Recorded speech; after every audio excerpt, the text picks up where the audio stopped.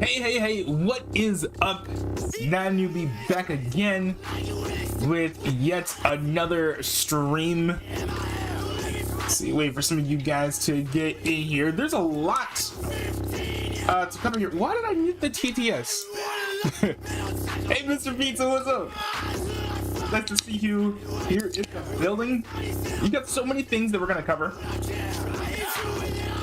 I'm kind of at an interesting point now where there were like 3 videos that are either like 1 hour long or are gonna take like 1 hour to cover that I wanted to get to, so I am not gonna be able to get to everything that I want to, especially since they're like some fun things that I'm like throwing in at the beginning before my main coverage for today. I think it's gonna be a very interesting stream today. With a mixture of like news and drama that should be fun. Somewhat unique topics that we're covering. One thing in the news that I think probably most of us weren't ever expecting to happen. So it'll be nice to dive into that and see, go into speculation about what the implications of that might be. We're gonna see a complete reversal of like current thing that's possible that could show up. I think it's gonna be fascinating to see how many people in the mainstream choose to do a complete 180 and reversal, just because that's what the mainstream narrative says to do. So that'll be fun. Mr. Pizza. Wow. Said in Eli, the chat. That was so hard. I'm grinding on the Naruto Storm online Minecraft server. Really grinding to be incredibly strong. Oh yeah. I think you've talked about being on that server before. I feel like I don't know why I feel surprised that there's a Naruto Minecraft server. I definitely shouldn't be. But I think that like just visiting different servers from time to time would be something fun, because there's so many different servers out there, and they all the cool thing about Minecraft, especially with Java, is that it's so easy to mod.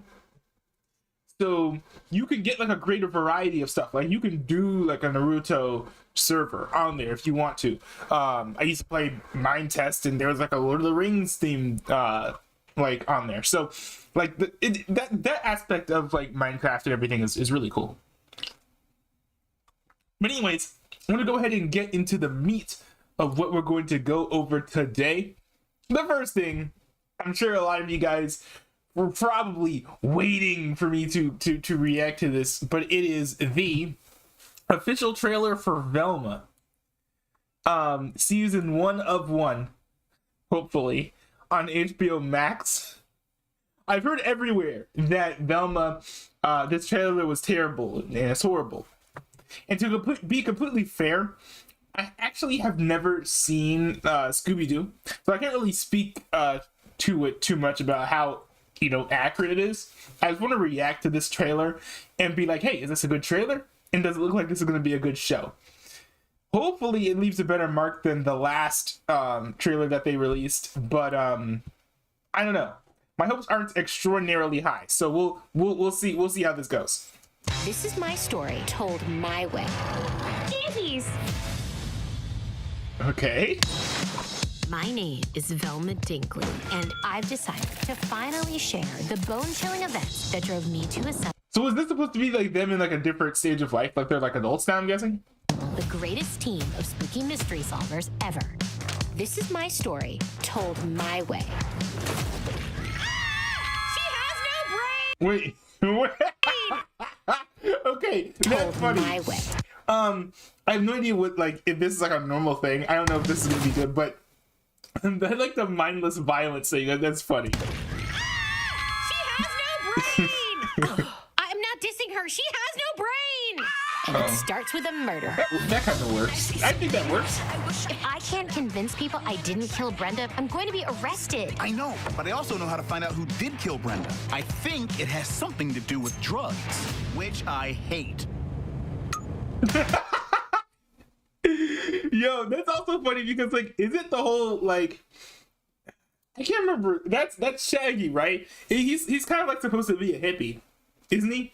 So I think that there's like a whole dynamic of, you know, he's a hippie. Hippies like drugs, so he has to very much be like, I hate drugs. Hey, Fred. Do I know you? It's Velma from school. I have a disease where I can't recognize people who aren't hot. Is it called rude? Ah, okay. So I guess the writer's racist. From school. I have a disease where I can't recognize people who aren't hot. Is it called rudeness? Like, is that dude normally mean in the show, or do they do it because he's the only white man in the group? I have a disease where I can't recognize people who aren't hot. Is it called rudeness? I have an illness! Hey, Daphne. I need a favor. Why would I do that? We're not friends anymore. We're nemesises. Nemesis. That's why. What? For all you What? wondering why the police have not yet caught the serial killer, it's because it's a ghost. Jinkies. Maybe it's one of those doors where you push in a brick and it opens. Fred, wait. I have a plan. I love danger.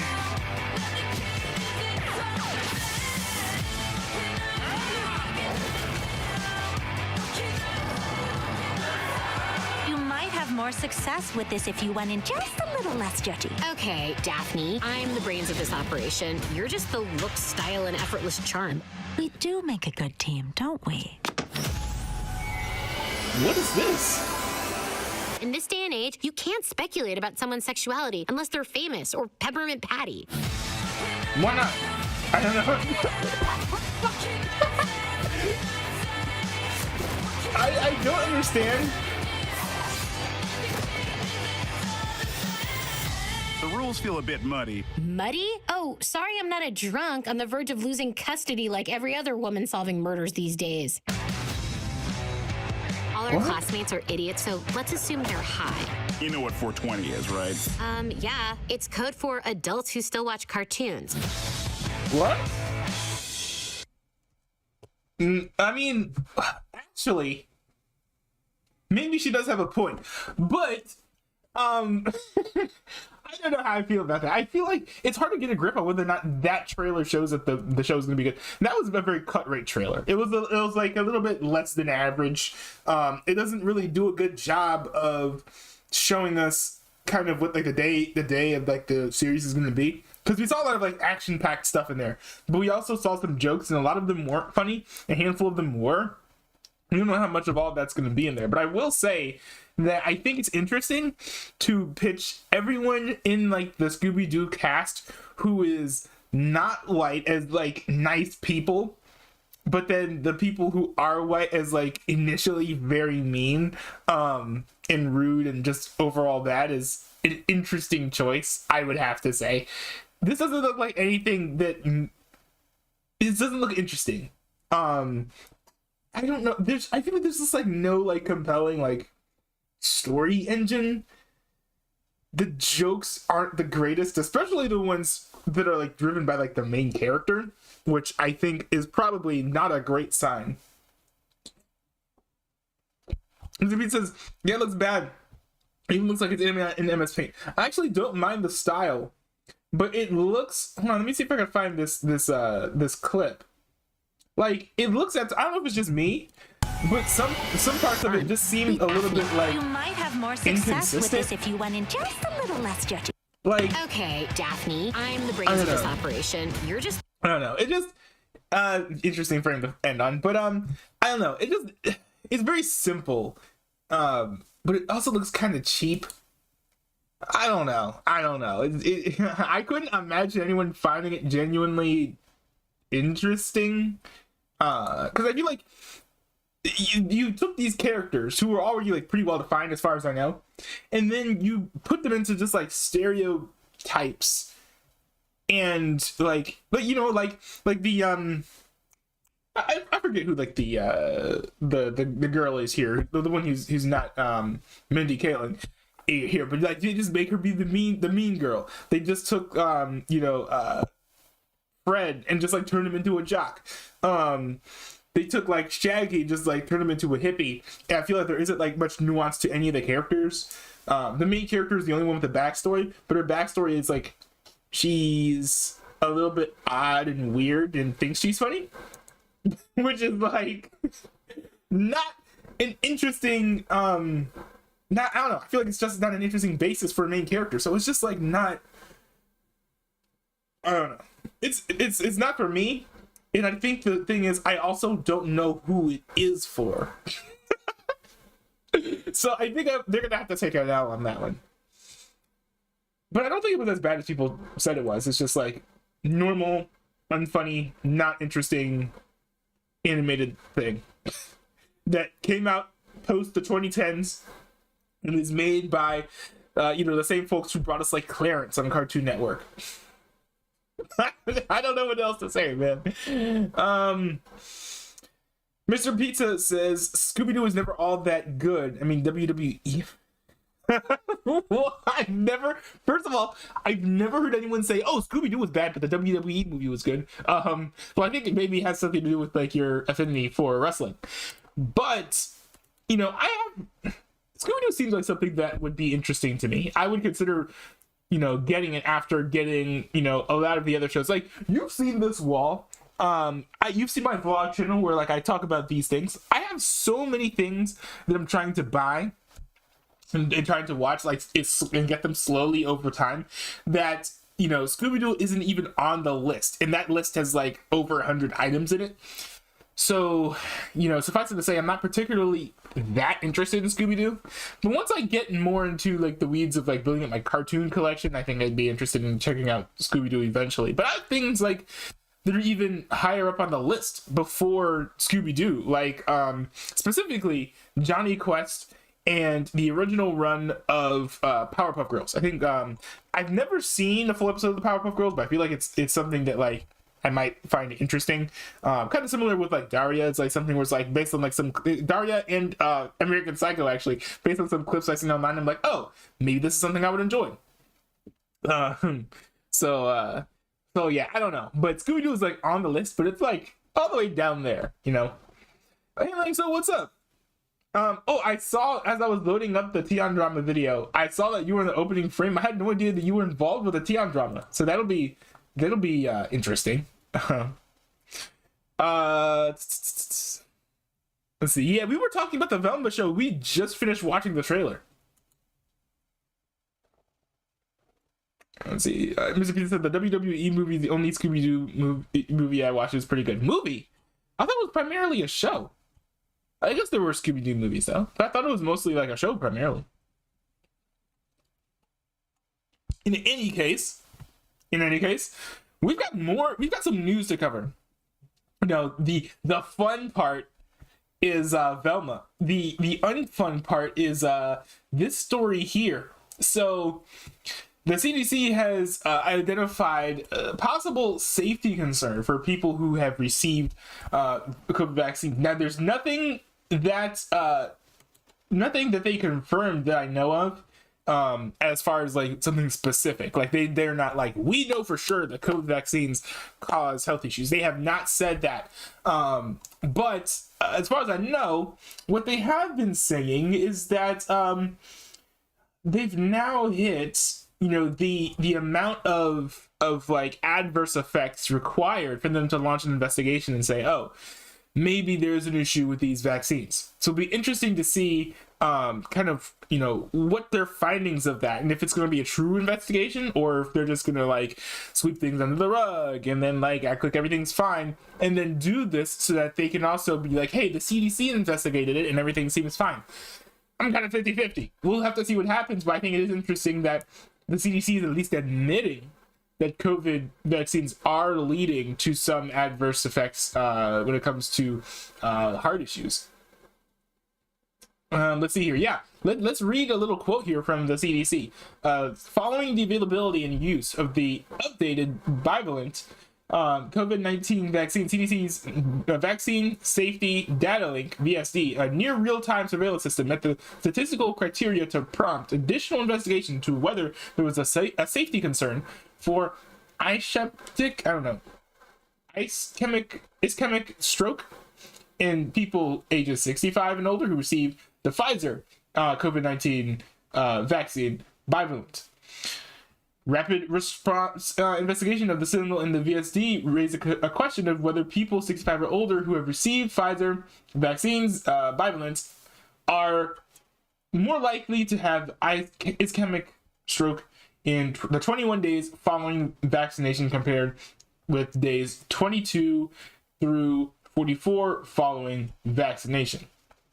And then, so they're saying here that like these strokes occur when blood clots and other particles block the blood vessels to the brain, which is interesting because that does seem to I don't know if you guys have seen there have been a lot of people who've been claiming that they've been that people they know or whatever have been killed because of these vaccines causing like blood clots kind of like all along their arteries. I've seen some nasty photos. There are at least a couple of folks who they got vaccinated, they like had like either died or had blood clots, and then they found these extremely long clots in their body. Like I don't know how well you can see, but like at least let's see, there we go, at least like this long. But like it's kind of grisly stuff. Not like the grisliest thing I've ever seen for sure, but it's like you just see these wiry long clots, and everyone at least who's been like talking about each of those instances, they're like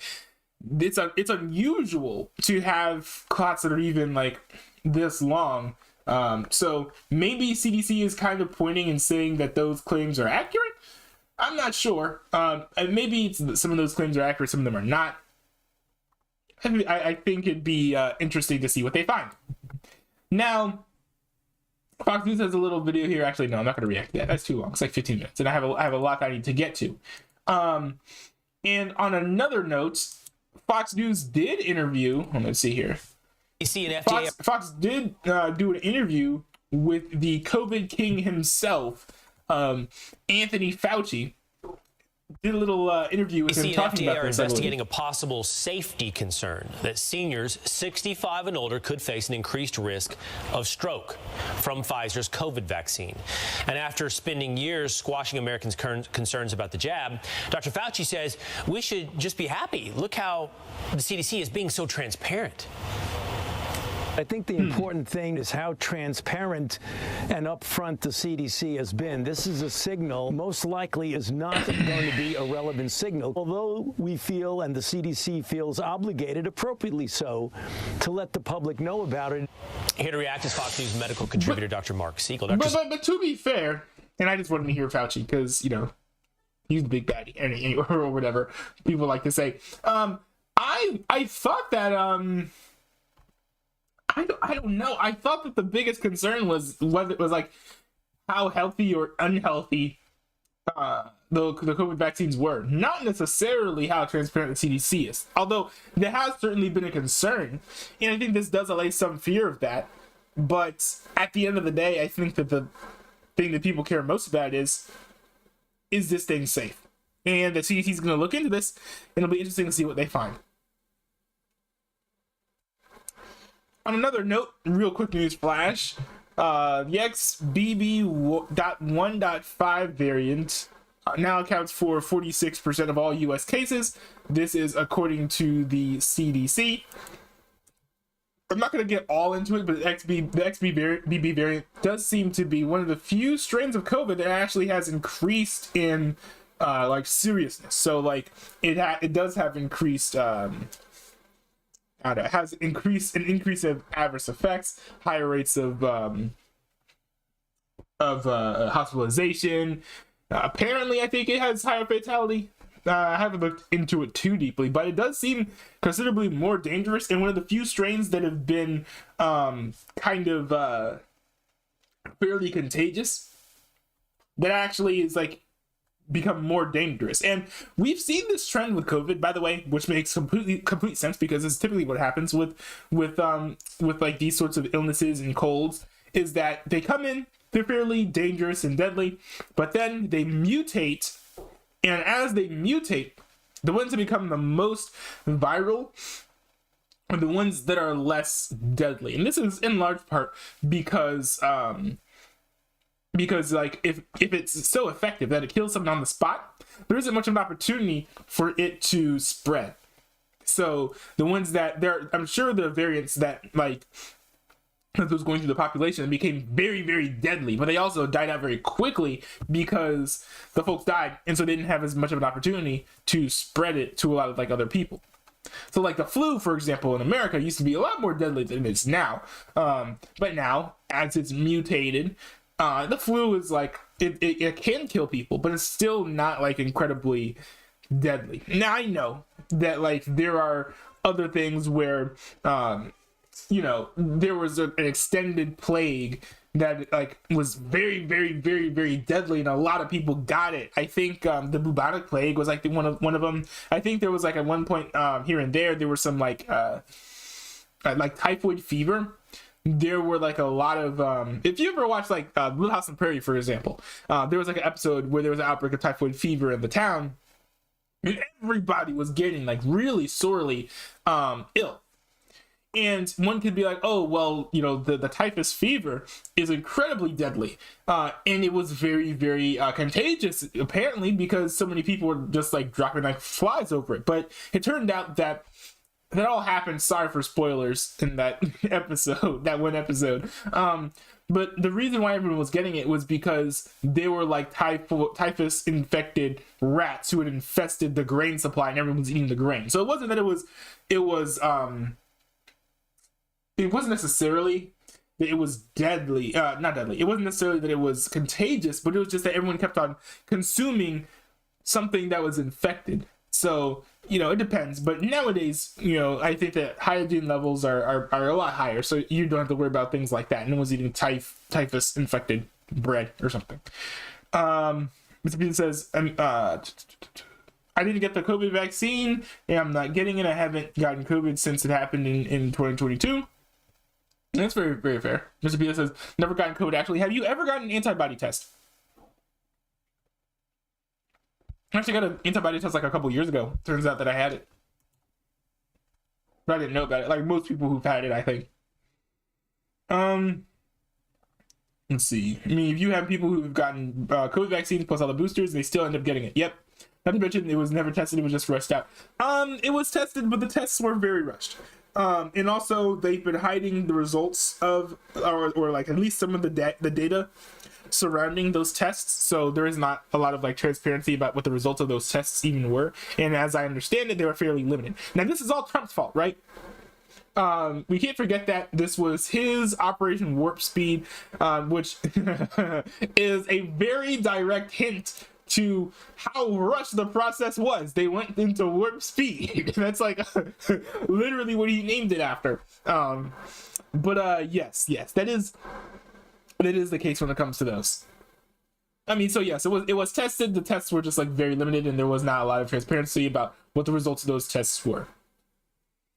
I mean, they don't even tell you what it's going to do to someone with autoimmune diseases. Yeah, I mean, they didn't really, at least as far as I understand it, there's no, like, you know, if you have these pre-existing conditions, you don't get the COVID shot. Some people have found this out afterwards as they, like, get like a, I don't know, Johnson & Johnson shot, and then all their skin peels off. Granted, it only happened to one person. But still, the more adverse effects that people experienced early on, people started developing their own profiles, and, like, doctors notice patterns, and they're like, oh, okay, if you have this condition, you shouldn't get COVID. But the manufacturers never came out with their own recommended guidelines based on their own research that said, okay, we made this vaccine and we've tested it, so we know that it reacts to the body in this way. So if you have these specific pre-existing conditions, then you shouldn't get the vaccine, or you shouldn't get the vaccine. They didn't really, as far as I understand it, do that, which is what I would have expected them to do. Anyways, we're past due. It's time to get into this video. This is by Mr. Pizza, but apparently, like, Lennox O is involved with this, so this is going to be kind of interesting. This is called Exposing Tian T. Stevenson's Unjustifiable Hatred, featuring DJ LL, ISM, and Lennox O. So I'm kind of interested to see that. Okay, Mr. Pizza's bringing up something that the anti-vax folks have been saying. And I do want to push back because I kind of get like where like the anti-COVID vaccine folks are coming from, but I do think that they jumped the gun and say things that, you know, maybe make sense, but it hasn't been proven yet. There's one specific claim from the anti-COVID-19 vaccine crowd that I really want to mention. Is people dying in their sleep, young folks dying in their sleep after getting the COVID vaccine. This is, at least as I understand it from the COVID vaccines, not only is this kind of a rare occurrence, but people don't know this does happen to folks.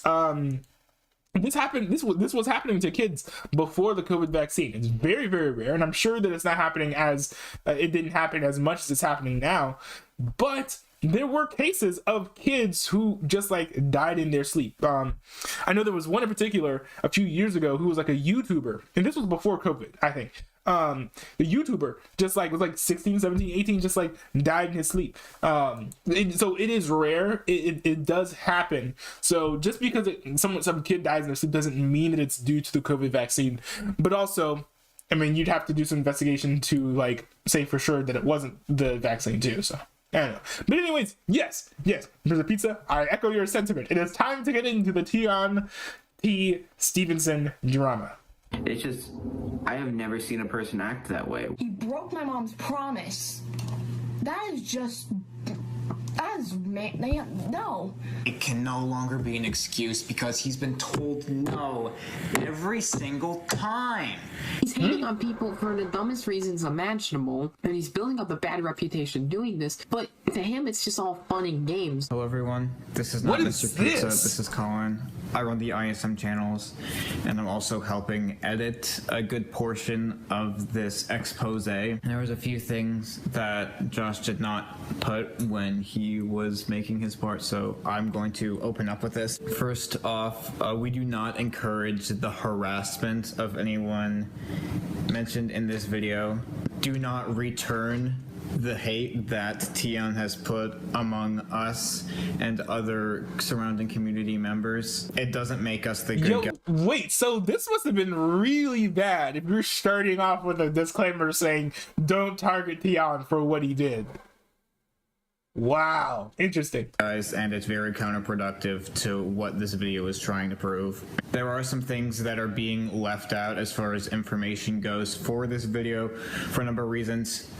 If we were really to expose everything that Tion has done and for every day, I mean, this would easily be just as long as the Daniel Lord video. It's been really hard to make this video. Well, I appreciate that. I appreciate that. Because every single day there's something new we have to update on. So there's some things that we didn't update on, like Tion threatening to quit YouTube, and some of the Shadow Girl 21 stuff, which I'm really trying to keep her out of this. Me and DJL have our own portions in this.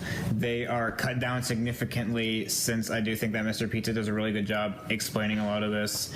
And once again, it would just make it way too long. And like we both kind of like go over everything. So I'm really going to try to only include the parts that are exclusive to what we said in our kind of entries there. And like I said, we're just trying to get this out as quickly as we can before anything starts up, because I mean, the longer we wait, the more damage Tion may potentially do, and that's the last thing we really want. So we'll just report on what matters as recent as possible in order to get this out. But yeah, that's it. Enjoy.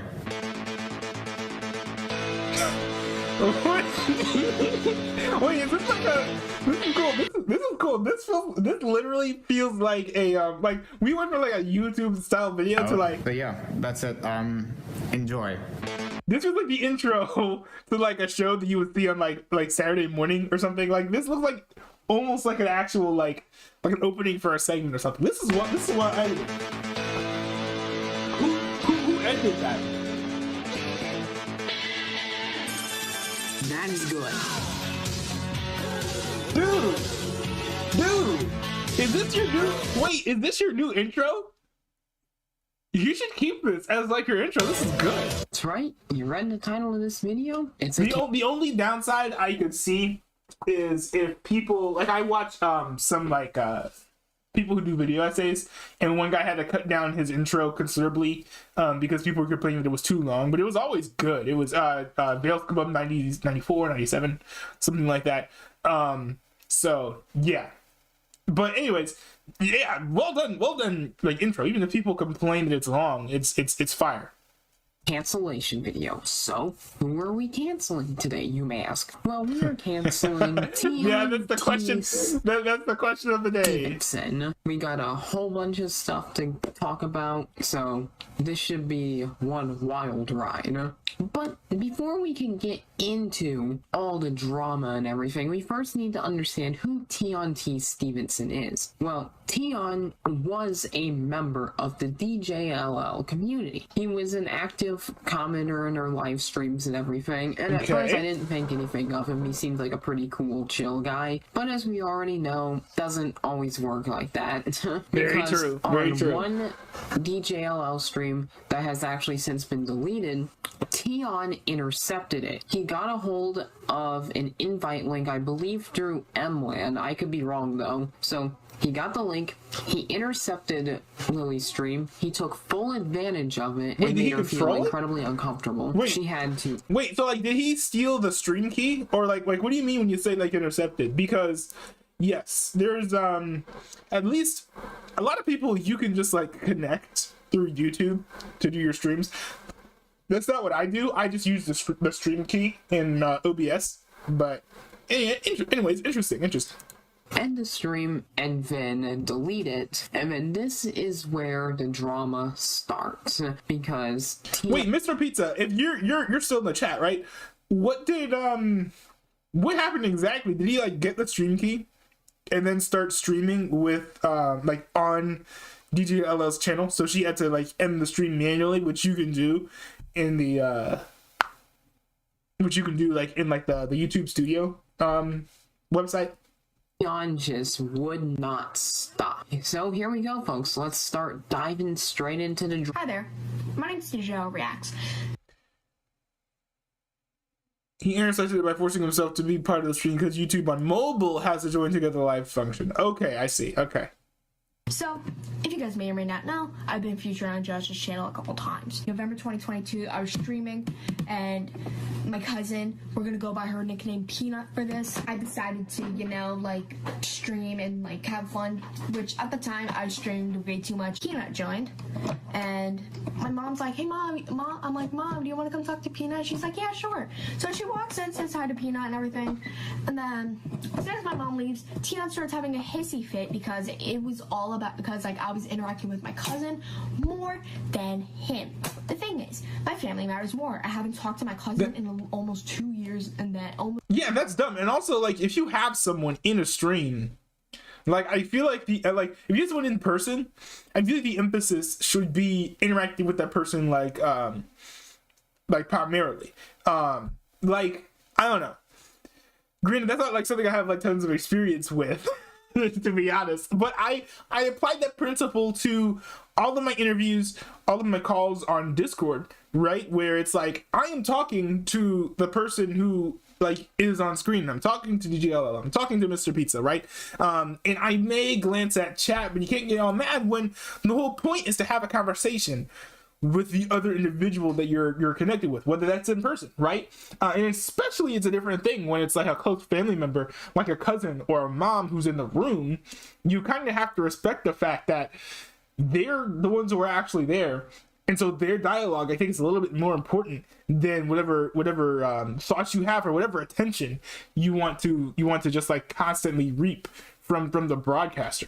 It was 2 years then. But this is the danger of parasocial relationships. I need to react to if I have time. I need to react to I Am Not Your Friend by Ludwig, because that is like a great video about parasocial relationships, and that's why you have to be careful to not develop those types of like relationships, especially when it comes to streamer to chat and chat to streamer.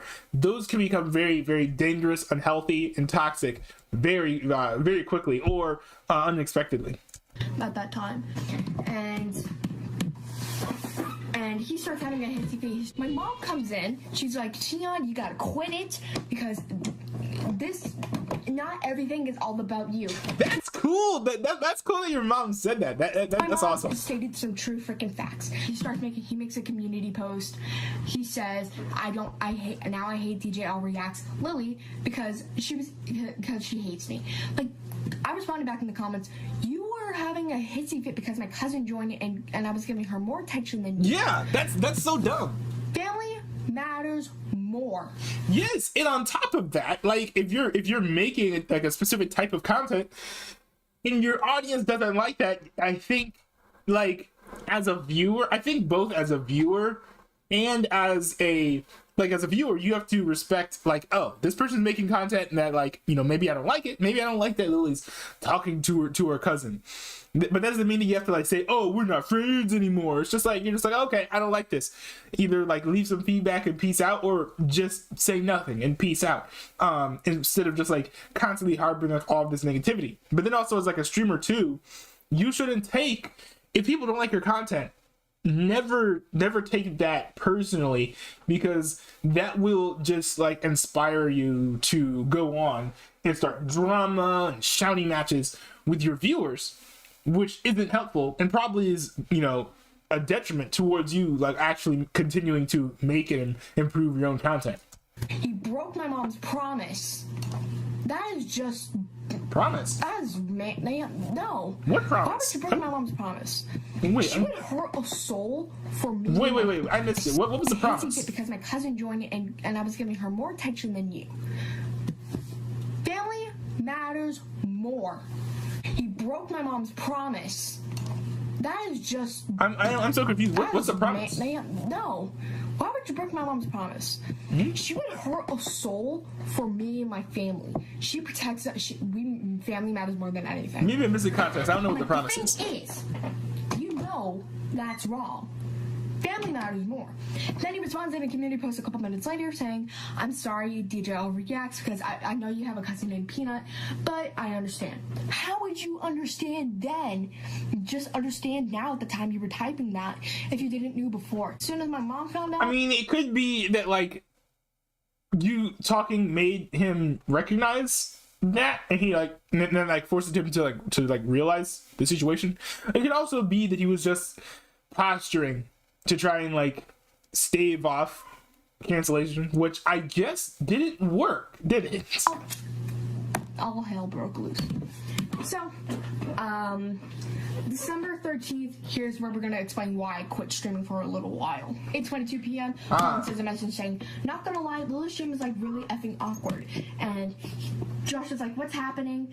I stated that I tried sending a link to Maisie. He intercepted it thinking it was his, and he took advantage of the link, which turned out very, very awkward. I'm like, I want to end this stream bad.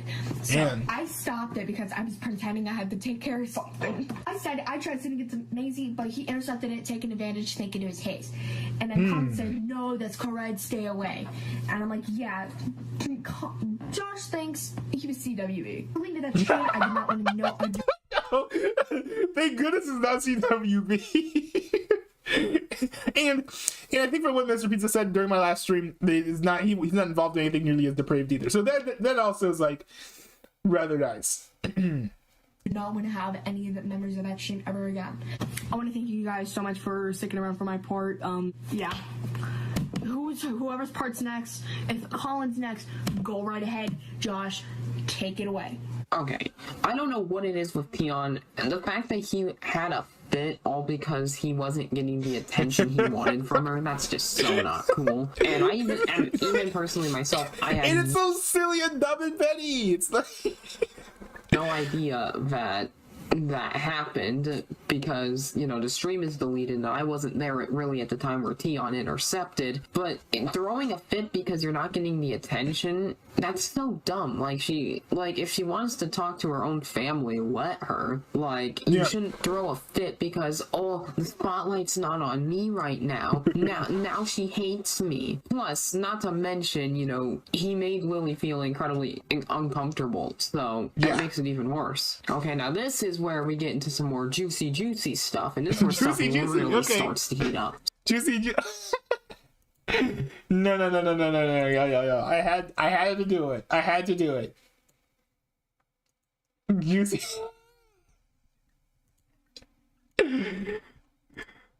I you guys know what video I'm about to bring up, right? I feel bad I don't have this on hand.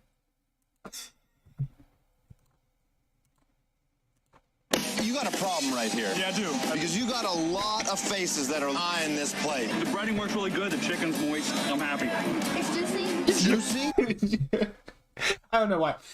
In our families, I mean. Anyways, let's continue. Let's continue. So, he made a community post saying, I now hate ISM because he said I'm not welcome to his live stream. Okay, so ISM, who is actually helping me with this video. Why should that be a thing of, like, hatred? I don't understand. Like, if you don't want to do a collab, that's fine. Why? I don't understand why everyone has to take everything so personally. Like... and essentially collabing with me actually does have a clip regarding this specific moment. Mr. Bezos says he knew I would use that clip. Oh my goodness. How did you know? You should have included it in the video or just been like, yo, I know you're gonna use this clip.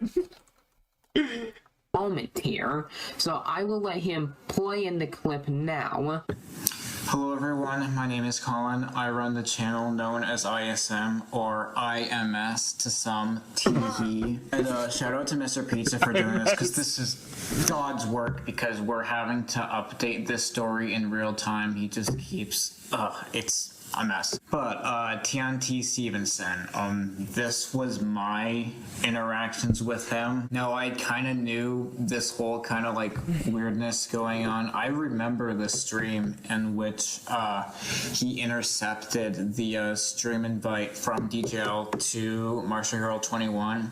And I remember seeing that stream and thought it was like really weird because I like heard of Tion before through like the Martian Girl 21 community. Who is Tion, by the way?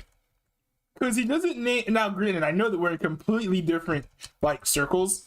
Like me and a lot of my folks in chat, especially when it comes to like what they watch. But I've just never heard of this Tion person. But I don't think he really like had any relations with DJL. So it was very weird when I saw it. And then I remember her saying in the group chat how it's getting really weird. This wasn't meant to happen. So there was that.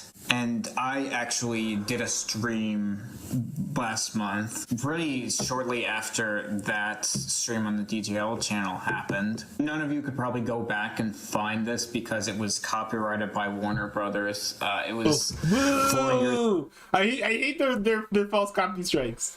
Of ISM cheers. There was a section in there which I can show you because it's just a little clip where I go to show off the new Cross's music video at the time, and Tion just joins for some reason, and I think the first thing he says was "I hate DJLO" or something like that. What? And my instant reaction was this. It's so good. I'm upset because the lady hates me. Yeah, me too.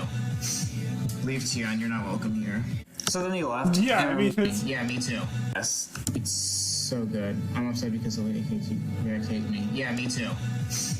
Leave Tion, you're not welcome here. Yeah, so then he left. That's fine. Did you ban him from your chat? Or like block him on YouTube, but I think it's something that you can do.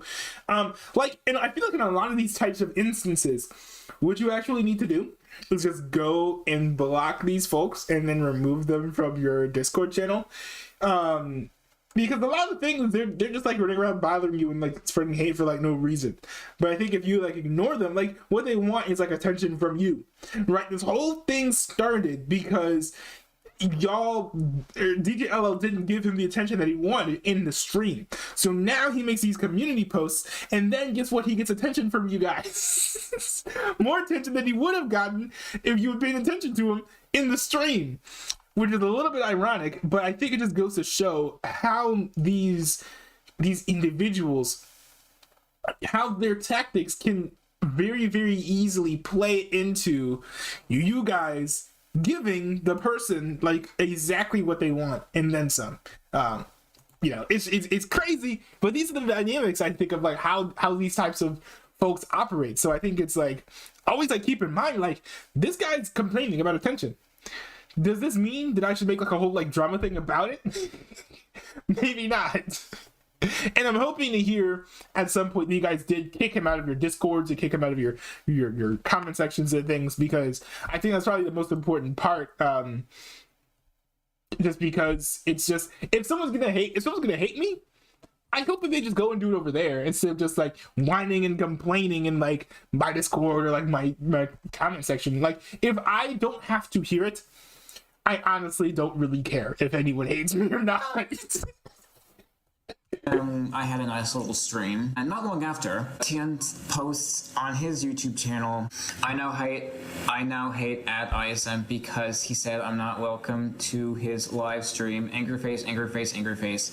And I didn't get screenshot, by the way, this post is deleted, of course. Thankfully. But I remember saying, you joined saying that you hated DJL. If that's going to be your attitude, then I'd rather you take your company somewhere else, because if you're going to join someone's live stream and just first thing you say is I hate so-and-so whom you are associated with, I don't really want to hear that. Yeah, it would be the point of sticking around. I don't understand. He called out on several occasions, none of which that I have screenshots with, but then he eventually made another post saying this is apology message to at DJL and at ISM, which was not actually tagged. He even put not tagged for some fucking reason. Guys, I want to say... Why would he do that? Was he like kind of scared that you would see, but also wanted to direct an apology to you, which is kind of weird? Hey, I'm sorry for being such a Scrooge. I am for starting a hate base.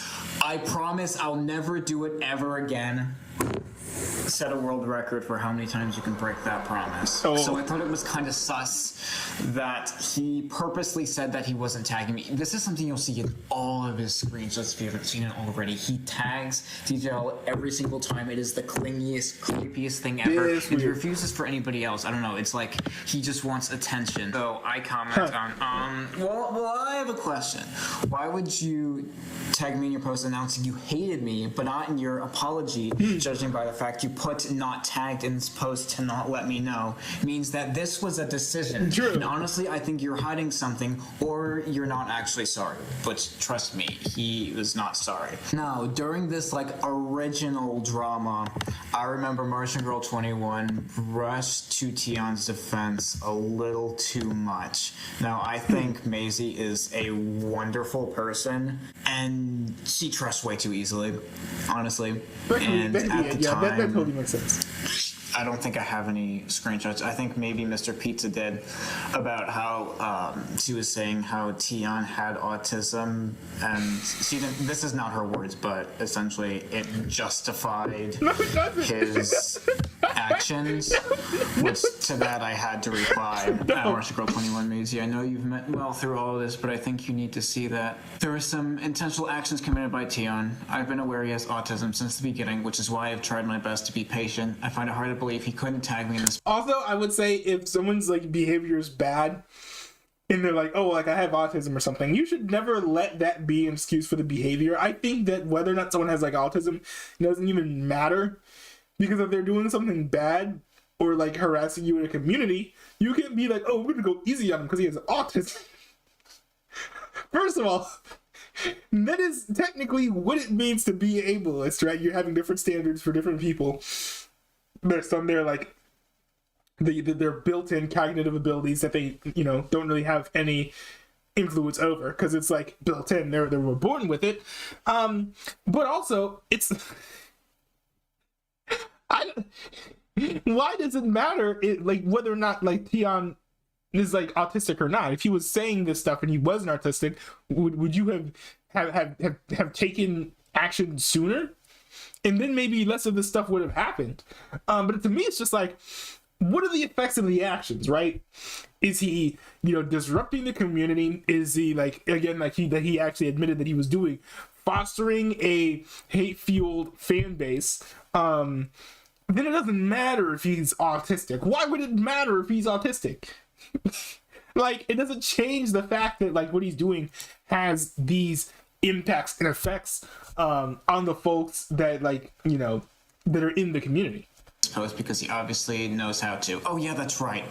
In the reply to that first one that I showed, I think Tion told her to tell me that he couldn't live stream or something, which made no sense. I don't know what that justifies. So I think that's what that part was about. Yeah, the only way he could tell me only way he wouldn't be able to tag me is if I blocked him, and I would never be so petty as to do that, which is true. I have not blocked him since. Also, it sounds to me like he's using you to defend him, which does not sound like something a friend would do. Absolutely, he is using her through and through in this current situation that I'm showing. I've had people come to me and tell me some of Tion's past drama, which makes me more concerned. I'll talk about that later. I know I probably can't change your mind about Tion, but this is starting to feel more like this is starting to feel more and more malicious, and I don't think there's an excuse for it because there have been multiple times for him to make it right, yet he has refused every time. Sorry, but that's just how I see it. And I think her reply was actually, I see what you mean by that. He just like keeps doing this, and you're my friend and I'm friends with DJL, and I don't know why he's doing it, was kind of what I think she was saying. But yeah, about the other person who came to me, this is wild. It was on like a completely unrelated community post that I made when it was about like there was an imposter account for me. Yeah, you can't tell we're involved in a lot of drama, and we don't go. Sorry, no, I didn't know that this was going to be a serious thing as well. Sorry, but looking for it, it finds us. But anyways, D Tom, hey, you're familiar with a very controversial user named Tion T. Stevenson, right? I happen to be a former friend of his and one of his many victims of his constant verbal abuse, and noticed that he's trying to get you involved, and I feel sorry for you. Ooh. And I said, I appreciate your sympathy. Yeah, it's getting pretty bad. He's doubling down. We might have to cancel him. And then he said, yeah, we must cancel him. He actually does this to his own friends all the time, and his apologies are always fake. Which that was another thing too, that I actually originally was going to do this video like before Mr. Pizza was, back before this started out, like just at the beginning of this year. And I decided against it, and I'm kind of glad I did, because one, it was like bad for my reputation with always like being involved in drama, but I'm glad Mr. Pizza's helping me out, and this gives me a chance to at least just share my side of the story. Mr. Pizza's kind of becoming the drama king, not gonna lie. Instead of going like too deep into it. But yeah, oh my gosh. And that was just my part of it. It's unreal. Every single day we have to deal with this now, and I just want it to be over. Honestly, nobody should call Tion his friend. He is so hateful and so petty, and it's every single day, and I understand that autism is a thing, but it can no longer be an excuse, because he's been... Well, it should have never been an excuse. I don't understand, like, why that was ever a defense for him. It's like, oh, he's autistic. His verbal abuse is okay. Like, what? No. No. Every single time. And there's no excuse for it. It doesn't matter what kind of like mental things you have going on. Like, it's just not an excuse. He's doing it on purpose, and it does not stop. So we must cancel him. I'm canceling him as part of this. Thank you for listening to my portion. Now let's get back to Mr. Pizza. Okay, so here we have, I actually did make a comment response to this post that Tion made, and I said that's a petty reason to hate someone, which that's so true. Like, you're going off because you were told off in a live stream to stop spreading hate speech, and now you hate someone for that. It should just be common knowledge. You know, you don't just go into anyone's stream and start spreading hate speech like that. You just don't do that. Tion clearly doesn't get it, because that's exactly what he did, and now he's making a bit about it because, oh, I'm not welcome there apparently, when in reality he could have prevented that by just, I don't know, not spreading hate speech. You know, that would be good. Right. Okay, now this next post from Tion is an interesting one. This is, you know what I mean? Like, just like not running around like telling people that like you hate someone because she didn't let you in her video or something. That would have been good. Okay, now this next post from Tion is an interesting one. It's actually pretty funny. So he says, "What's your opinion on me?" Wait. This is not to mention Tion asks his own viewers for a fart and sneeze video to fulfill his fetishes. What? What is this? What a strange character. Very, very odd. And I don't know why anyone would ever think that would be a good idea to do either. What? No mean or negative comments, only positive That's ones. funny. What's your opinion of me? Only saying good things. Okay, so he makes... Dude just wants his ego to be gassed up by like a million %. Like... Says he just wants people's opinions on him. Okay, this seems fine, but you can't be mean with it. Okay, yes, so Wilson Perez, Cologne, okay, beautiful. So, you're a jerk if you ask me. You constantly spread hate speech on other people, nor do you let it go. I do spit the facts here, you know. He honestly is a jerk. I mean, you can tell just by his community posts, how he hates people for dumb reasons, his interception of live streams, etc. Like, he is a jerk when you think about it, and he does spread hate speech. It's not just to me, ISM, and Lily. He spreads hate speech to literally everyone, and it's just so pathetic. And he doesn't let the drama go either. Like, he just keeps it going as long as he can. He won't back down, which is honestly a surprise. Hey guys, this is the Nixon here. I completely forgot to let him was involved with this too. The Tion T. Stephen drama. I don't really like to get involved in the whole cancel culture type thing, but this man has literally been the most persistent person of just clearly just going on and about just hating on people and hating on people and hating on people. Now, I wouldn't say I really gotten involved with the T.N. Stevenson drama, but this man has literally been on and about on the internet for so long, honestly. Stupid YouTube posts about people that he hates and stuff like that, which is very immature and very unnecessary to do. I feel like it. I feel like even being you did something I don't like, so I hate you now. It's very immature, in general, which is why it always annoys me when I see it in politics, where it's oh, you disagree with me, so I hate you. No, come on, you're supposed to be a grown-up. In my opinion, this man, he's like an adult, a full-fledged out adult, more, if I'm not wrong, he might be in his 20s. Clearly keeps making YouTube posts of DGLL, saying how much he hates her and stuff like that. Honestly, that's just so ridiculous to see Tion D. Stevenson to do in front of that. It's just so dumb. It's just really dumb. Some other things that I've noticed about him, Tion D. Stevenson, is he has a naughty list of YouTubers on a YouTube post, of a naughty list of YouTubers that he hates. What?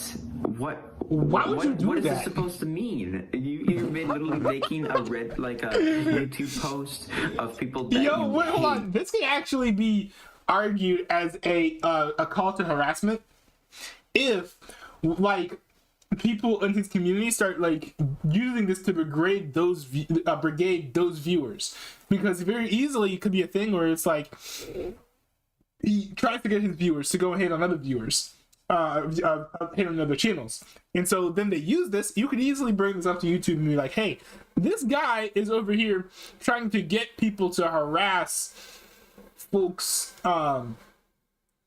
Now, of course, part of it is you have to prove that this is actually something his community is doing actively. And he's also condoning or accepting or excusing them, performing this behavior. But overall, this is just a very weird and strange thing. Hate. What is this supposed to mean? You're literally making a YouTube post of people that you hate in the most immature way possible. I didn't think it could be done.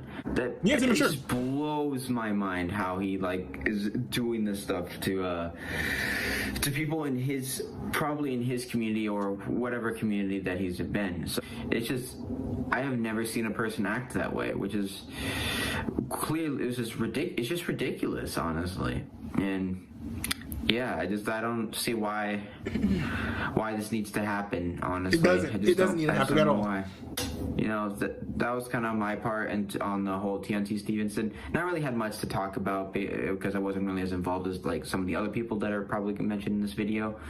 But I just feel like it was like, honestly, I just wanted to talk about my part about this because out of everyone that has been involved in like past drama, this is the guy that really has been insistent so far, if I were to say it, honestly. The most insistent yet. Because, oh my goodness. But yep, that was me from But Lenny. thankfully, at least so far, we don't have any like cringy videos of like we did with what was that one dude? The one dude who just like obliterated his entire YouTube career, with the weird voice.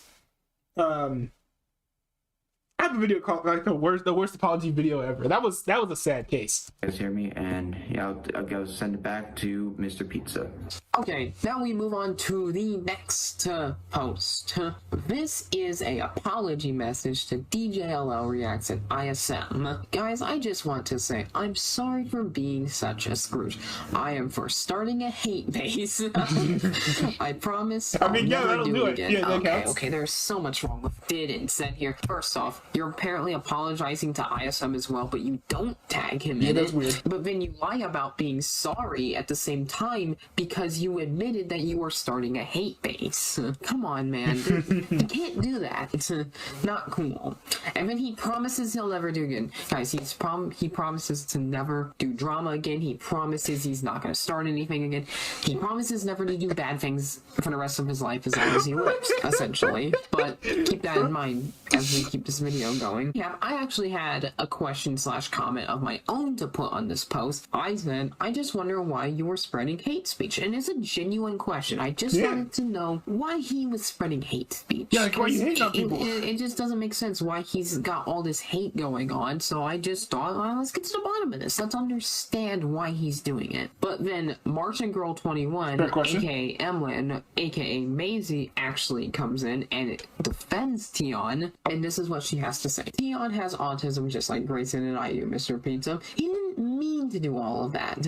His channel is not letting him comment on. But does this mean then that you can just excuse anything that somebody else does because, oh, hey, it's autism?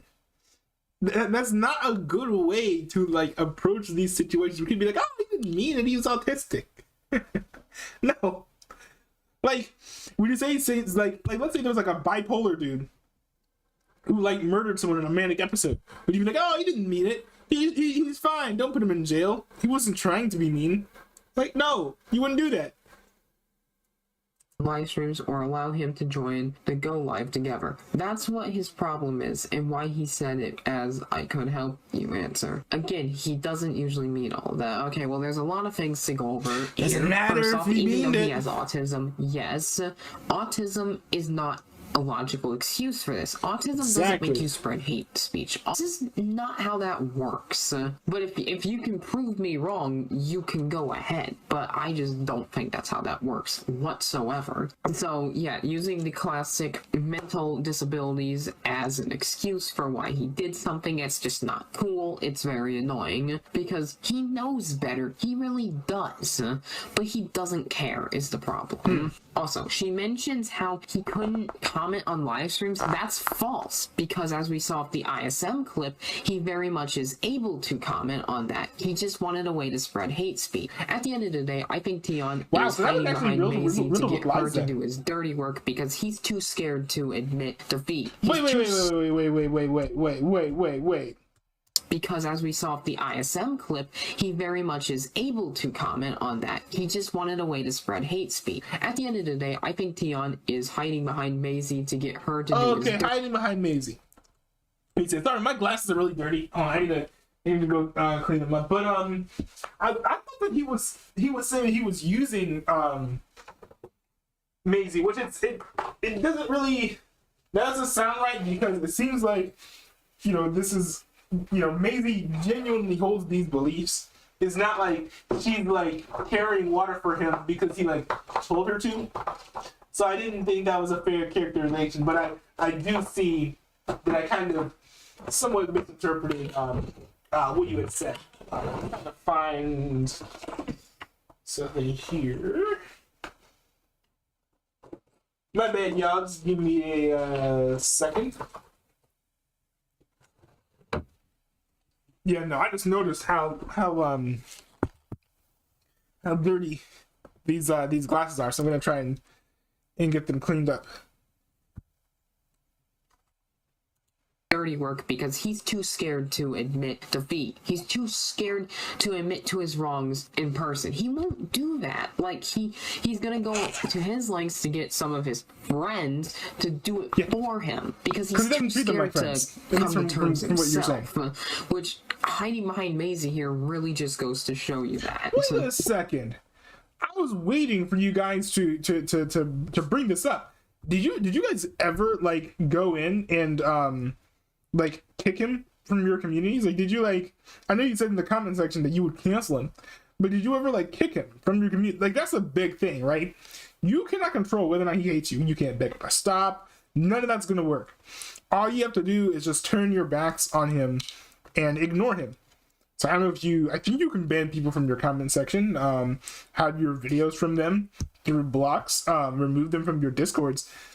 Did you guys take any of that recourse? Now, granted, there's like, I can't read how much, like 12 minutes left in this video. So maybe there's like some recourse that you guys took against him, in which case, great, and like, good for you guys. But if not, this should be imminent. That should have been your first thought, right? Are you running around in the Discord being like, oh, I hate the person who runs the Discord, then kick him. Like, it's not hard. Okay, well, here's the next thing here, which is actually hilarious considering how I just mentioned how they were using autism as an excuse for his actions. What he says right here, he admits to why he's doing it. This is his excuse. You won't believe what he said. He says, I like being angry at people for silly things. My friends say it makes me a toxic person.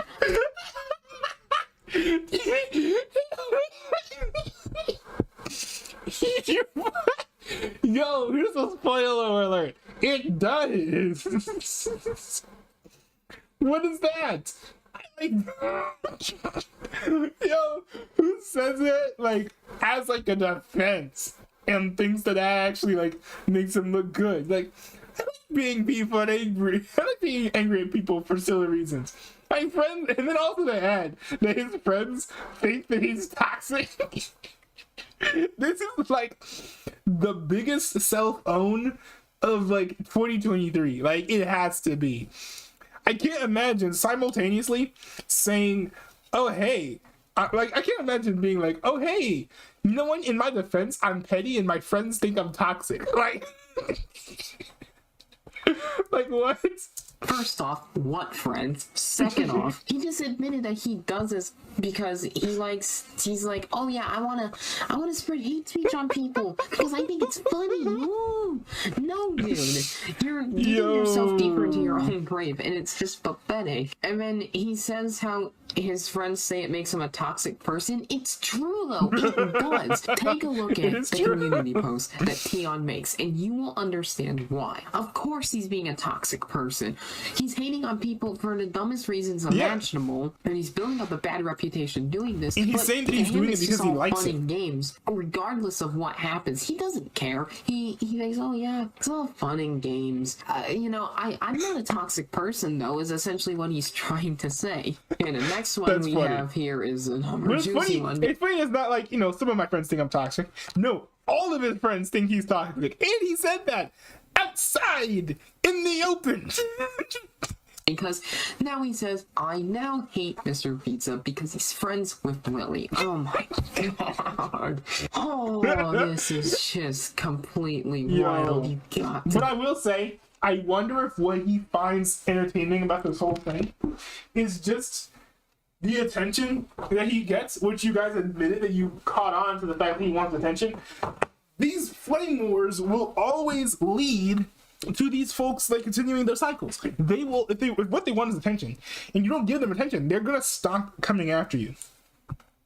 Like if they have no reason to think that you would respond to them, and all they want is attention, then why would they target you? They wouldn't. They know that you like to get into these cycles of you did something bad, I'm gonna cancel you and take you down and ban you. Well, not even ban. You'll just be like, I'll reply to your comment on YouTube, and it's like that's not going to stop him from like saying mean things about you. Be kidding me. That's right. He hates me because I'm friends with someone else. Oh my. Does he understand how bad this makes him look? He's literally Wilson Perez. Wilson Perez does the exact same thing. Wilson Perez? He's like, he like looks up to Wilson Perez. It's just, oh my god. I don't know who Wilson Perez is. Well, I comment because it was necessary to. Wow, dude, just wow. You really are becoming more pathetic with each community post you make, which is very true. He is. Remember when you apologized and said you'd never do anything bad again? Well, clearly not, because you are still trying to guilt trip people and spreading hate speech. You seriously need to get over it and just go about your normal life, which is true. Like, it's true with his community posts. They just get more and more pathetic with each time he posts. I don't care if he's a Go Animate person. I don't care if he's actually Wilson Perez. I don't think that, none of that matters. Yeah, no, the fact of the matter is each community post he makes, it just makes him look worse and worse and worse.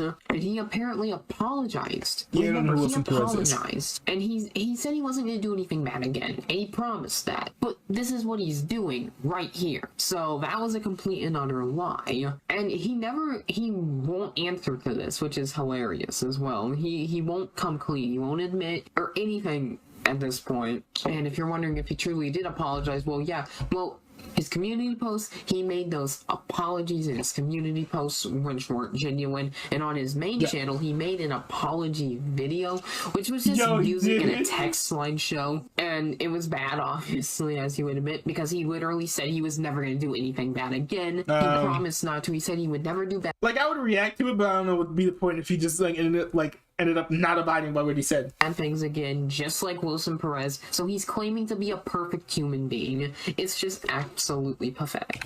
Alright, now we got another one here. I guess that Lily does hate me. There's nothing I can do about it. No. Continue. This is what I mean. He's continuing to tag her. He's on his hands and knees, begging, pleading for her to forgive him. And she's not answering to him here. And he's still going on and on and on about it. He won't let it go. What is his problem? Seriously. And he's like, oh, there's nothing I can do. Exactly. There is nothing you can do. So why are you trying to do it? If you know there's nothing you can do about it, if somebody hates you, then why are you trying to beg them to forgive you? Why? Like, if someone hates you and they're probably not going to change, just don't engage them and you're fine. You're Gucci. Just ignore them and keep on walking.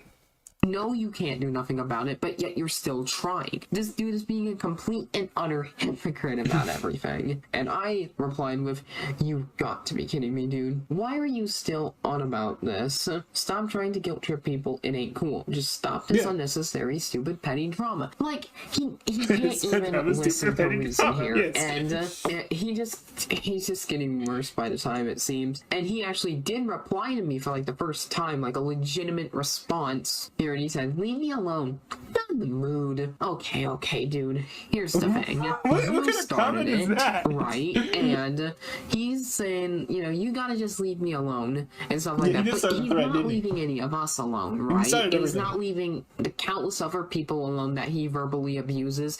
He's not leaving them alone, but he wants to be left alone, but he won't do that to other people. So he's just being a complete and utter hypocrite is what he is right now. It's just absolutely pathetic. And I actually did reply with him, and I did say this. You brought this upon yourself. I don't know what your deal is. Why can't you just stop guilt tripping people and leave them alone? Exactly. Simple. It's true. All this is true here. He brought all of this upon himself because he just wouldn't let anything go. He won't stop guilt tripping people, and then he just won't leave them alone in general. Lily is a prime example. Like, what he's doing could probably technically be harassment, because he's just essentially harassing her at this point. Yeah, I can see that. on his hands and knees. It's just pathetic. It's mostly the tagging. Otherwise, it's just like, you know, just being loud on the internet. But yeah, with the tagging in particular, you can't do that. This is what he has to reply with, and it makes him look even worse than he did before. He says this: I still don't care. Stop talking to me. Leave me alone and get out of my life. Okay, so he doesn't care about what he's done. Oh my god. Okay, not gonna lie, like I don't know a whole lot about. Well, anyway, no, I'm not gonna speak on things I don't know about. All the things he's done: intercepting a stream, him taking advantage of it, making Lily uncomfortable, being on his hands and knees, begging for forgiveness, not ending petty drama, begging you, etc. He doesn't care. He's not sorry for any of it. And he's like, you guys stop talking to me. Well, he's the one that keeps instigating it. If he says something towards us, of course, we're going to respond in our own way. So if you don't want us talking to you, then stop spreading hate speech on us. It's that simple. And he's like, get out of my life. Okay, cool. Okay. That's what I got to reply with, because I think I got him with checkmate here. And I said, okay, then stay out of DJLL's life and stop trying to guilt trip her, which is so true. It's just like, okay, we'll get out of your life, but then you get out of her life. It's as simple as that. Because you guys are in each other's life. So like, if you're going to be in DJL's life, it's natural that Mr. Pizza's going to be in your life as well. That's when he had the audacity to say, I hate you and your friends. Okay, so he hates me again. All right. Remember, he apologized. Okay, but like, at this point, why are you in these mud wars? Why are you doing? Hold on. Okay, here's what I want to know. Right? Why are you guys doing this? Okay, what's the point? You think Tian's gonna change? You think you're gonna be able to like argue him out of being mean to you guys, especially when he has all these crazy mood swings and decision changes? Like, oh, I'm not gonna do hate brigades. Oh, I hate all you and all your friends. I'm sorry for what I did. I'm not gonna make any more hate bases. You guys are mean and you hate me and I hate you too. Like, hold on. What did you think you would gain from having this dialogue with such like a strange and unstable not genius? I don't understand kind of what you were looking for. Did you find it? I don't know. This YouTube comment thread here just seems very useless. Like what's the point? All I see is like Mr. Pizza being like, "Why are you so mean?" and then T just giving like these like very like low IQ responses and like, what? Why? What's the point? Why are you doing this? Are you bored? Do you need a job? I don't know. Apologized for being a Scrooge. He apologized for this. He said he would never do this again, and he's still doing it. So that was a lie. Okay, now we get into more fun. Oh boy, guys. He says, now at DJLL Reacts hates me and is all Mr. Pizza's fault. Okay. So apparently it's my fault that she apparently hates him.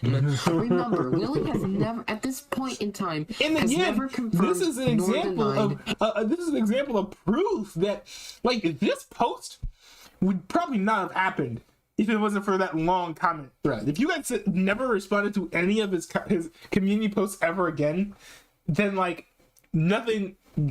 there would be nothing. There'd be nothing. He'd stop making community posts, probably just make you on like the naughty list for 2023, and then move on. But since you guys are giving him attention is what he wants, clearly he's continuing to do what he knows will get your guys' attention. Man, it's all Mr. Pizza's fault. Okay.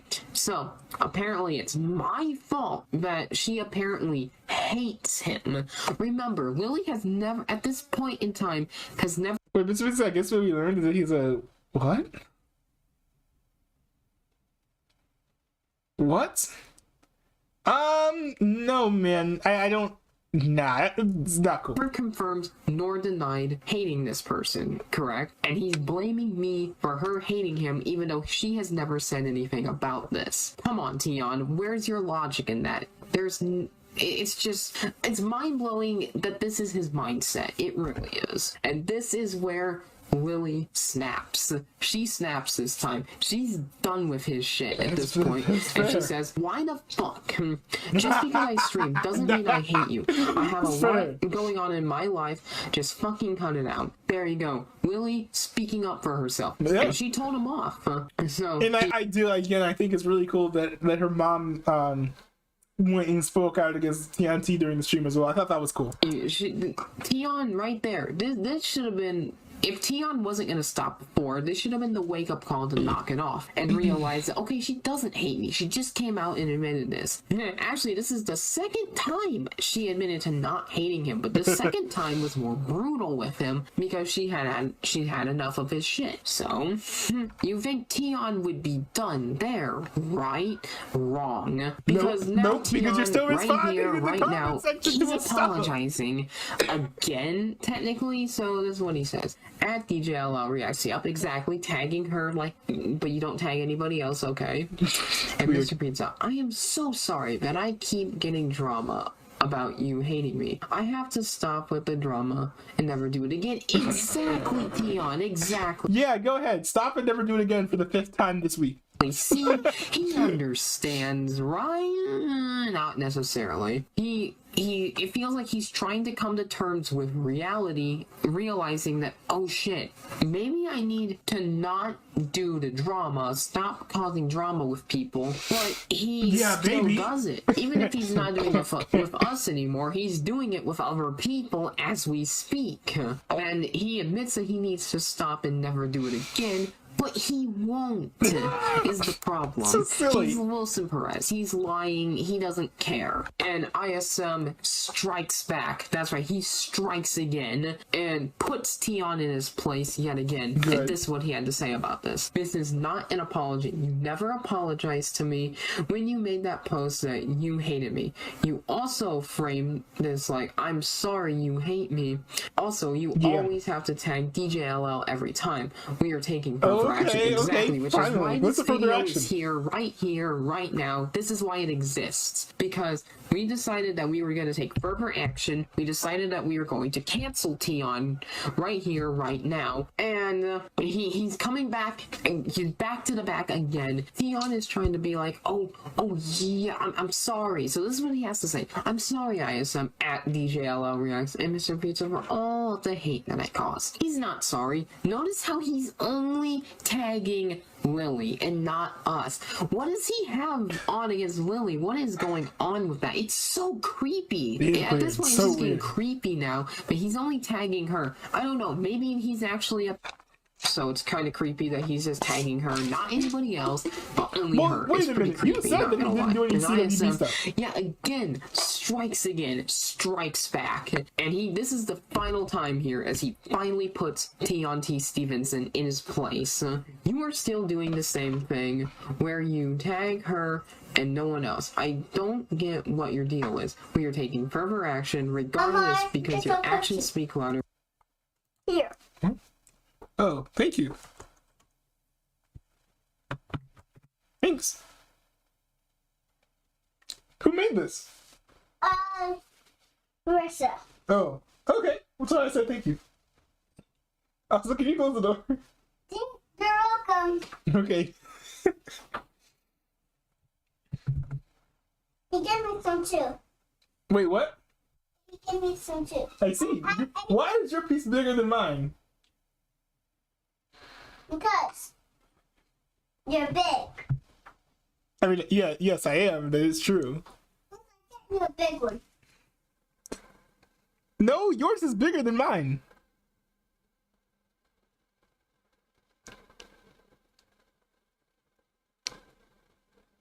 Do you like it? Yeah, But what? no mine. Okay. That was fun. Okay. Let's resume. In your words, and now you are only sorry you've been called out. No way can we trust you to stop because you won't. Checkmate. That's right, checkmate on him. And this is when he goes off the deep edge again. Of course he does. Oh boy, this is where he goes off the deep end. Things always happen right after those always happen right after you guys have had a lengthy thread with him in the YouTube comment section. He snaps, he shows his true colors yet again, showing that he was never sorry to begin with, and he says, well then, apology denied.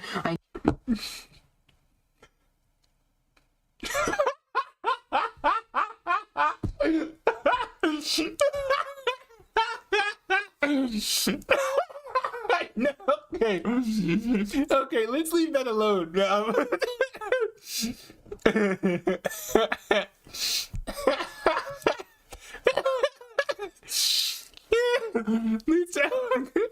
It died. Okay. I now hate Mr. Pizza. DJLL reacts, and IMS. Okay, good job, Tion. Good job. 10 out of 10 spelling. You rock, man. Because they both suck. Oh my god. Okay. First off, great spelling there. Really good job. 10 out of 10. Second off, can you not math? Here, I mean, I'm not the best at math either, but this is simple math right here. There's 3 of us, not 2 of us, man. Come on. You gotta work on it. And then, again, he tags Willie, but he doesn't tag us. I don't know what his deal is. It's just, like I said, it's creepy that he kept tagging her over and over again, but no one else. It's really weird. So that concludes the T Stevenson drama. I don't think he's gonna mess with us anymore. I think we got checkmate on him this time around. And if he's still gonna keep doing it before this video is posted, well then, if he sees this video when it's out, then, you know, he will know not to mess with us. Because T Stevenson, you're canceled, and there's nothing you can do about it. And yeah, I was not expecting this to be the first video of 2023 for the Mr. Pizza channel. So yeah, that being said, I'm in Mr. Pizza. Catch y'all in the next video. Peace. Wait, did TNT respond? D. Thomas is one of the friends who was actually in the who was like the friend who was in the video. He was like, oh yeah, I'm a former friend. Let's see, where's... Hold on, wait. Where's TNT? There we go. TNT Stevenson! What the heck? I said, I'm sorry. Dude, you better take that video down because I don't want everybody to see this.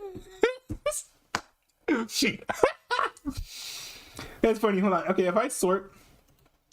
By the way, if you see comments that, like, aren't showing up, so for example, we see here the 2 replies, we're only seeing 1. Usually this fixes it, at least this is what I've noticed on mobile, is if you sort it by new, then yeah. So, okay, Mr. Peter says, you are not sorry. I hope everyone sees this video. You brought everything upon yourself. I was even nice enough to tell you in advance I was canceling you, but that did not stop you from doing all those things. Nope, of course not, because you're not sorry for anything you've done. Because even now you consider to drag out this drama, even when you said you'd never do bad things again. You're only saying you're sorry now because you've been canceled. That's true.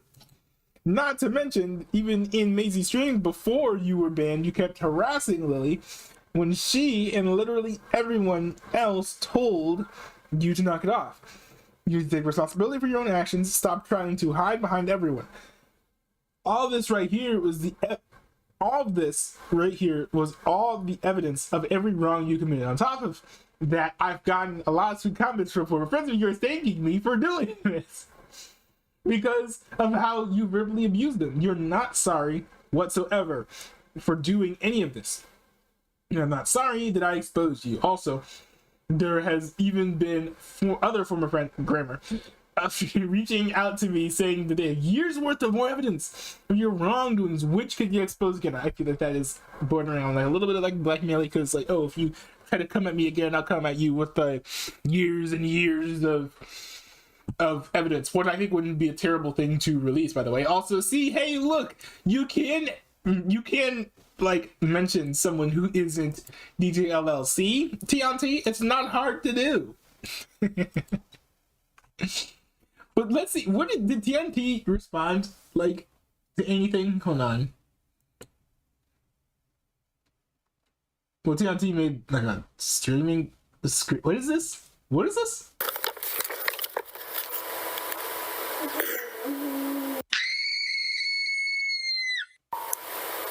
What the hell was that?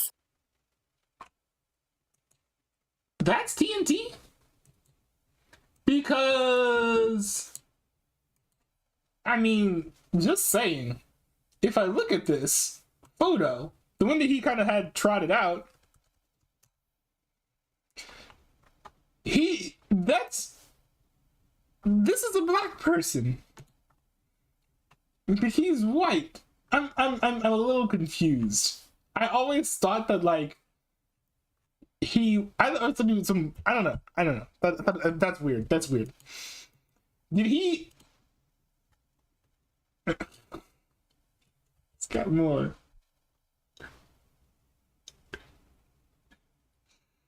This is funny. What is this? I blocked and unsubscribed to someone who's the worst user ever. Guys, I want to apologize about what I keep doing. Well, I guess this person's not coming back. I'm sorry for all the drama I caused to your friends. Please forgive me. He said this isn't Tion? Oh, this is not his main channel. Oh, okay.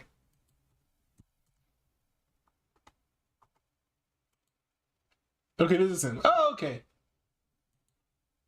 I have just one query. Want a Sprite cranberry? I have just one. Huh. Okay. Interesting. No YouTube trolls allowed. Huh. Okay. What's the comment say?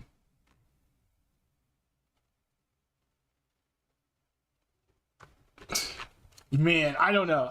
As someone who knows nothing about what it means to be bipolar, it seems bipolar to me. Like, I don't know. Sorry. Just like, this is just so strange behavior, how he keeps on going back and forth. I think it's just best not to engage though. Just like, don't respond to any more of his like comments or anything. Because if there's one thing that this has shown you guys, is that if you want him to keep on going, respond to any comment he makes. Because that's been the big pattern, right? You guys get down this rabbit hole of a YouTube thread. You kind of do like a checkmate or something, and then he makes a post about how he hates you guys. And then you respond, he apologizes, long thread, boom, makes another post about how he hates you guys. It's a cycle that's just so repetitive, and it's so like predictable. Now, I don't understand how you're not like seeing that this is kind of like what he's doing. But anyways, it's time for me to get into this. Also, by the way, hold on. You sent me the wrong thing. At least I think you did. Hold on, wait. I don't think this is the right thing. I was gonna do like the next segment of the stream, but I think I had the wrong. Let's see. Anyways, a quiz is a quiz. I'm sure this will be fun to do. We have the Am I Gay quiz by WikiHow, which is not necessarily about me asking whether or not I'm gay, because I know I'm not, but it's going to be asking how gay am I guess. I don't even know why or how I came up with this idea, but you guys really wanted me to do this ever since I brought it up in passing, so... So here we go. Here we go. There's no... I can't even do... Okay, hold on, here we go. There we go. Okay, I can actually do the quiz. Ever had feelings for a same gender close friend? Nope. Just friends. Ever kissed someone or wanted to kiss someone of the same gender? Nope. I feel like these are all just like... How do you feel about queer characters in TV shows and movies? Okay, this one's interesting. I've totally watched shows just for the queer ships and storylines.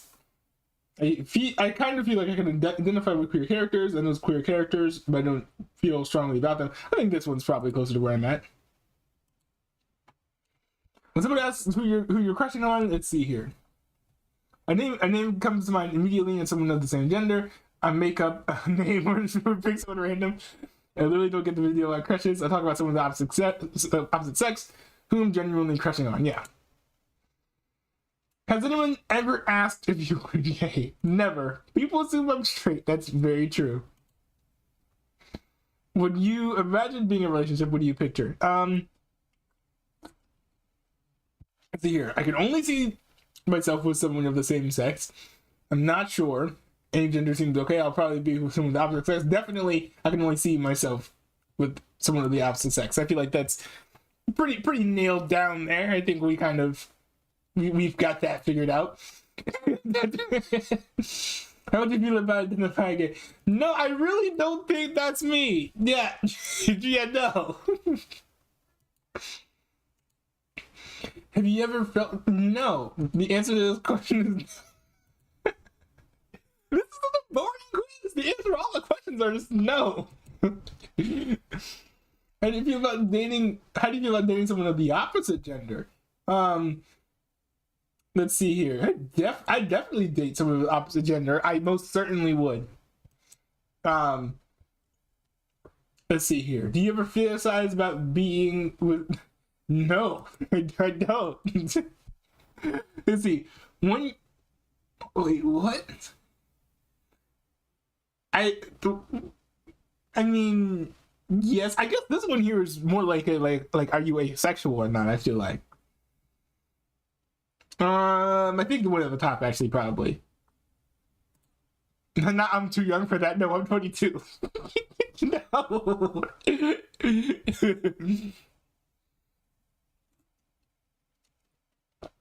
Let's see here. If you scroll through your feed or For You page, you see content from queer creators.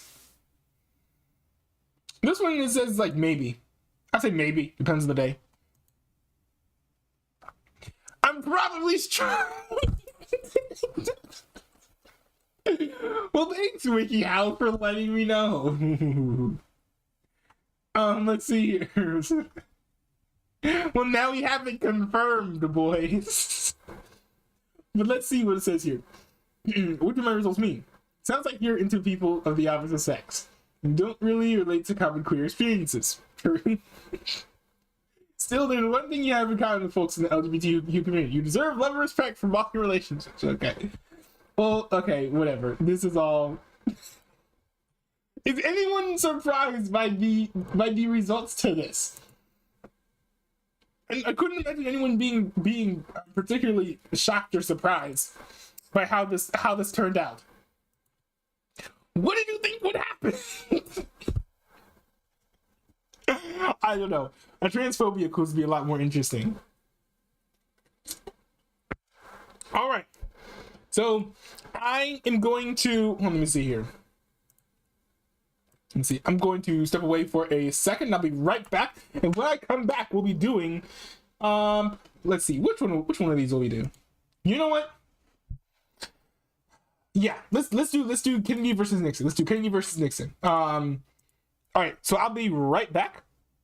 See you guys in a bit.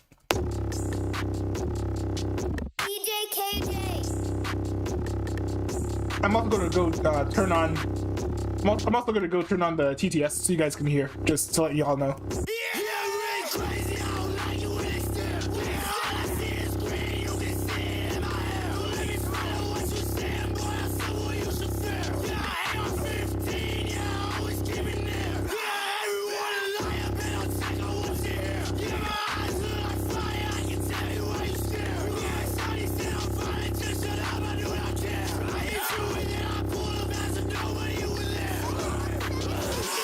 You talk to me, boy, then just talk to me nice.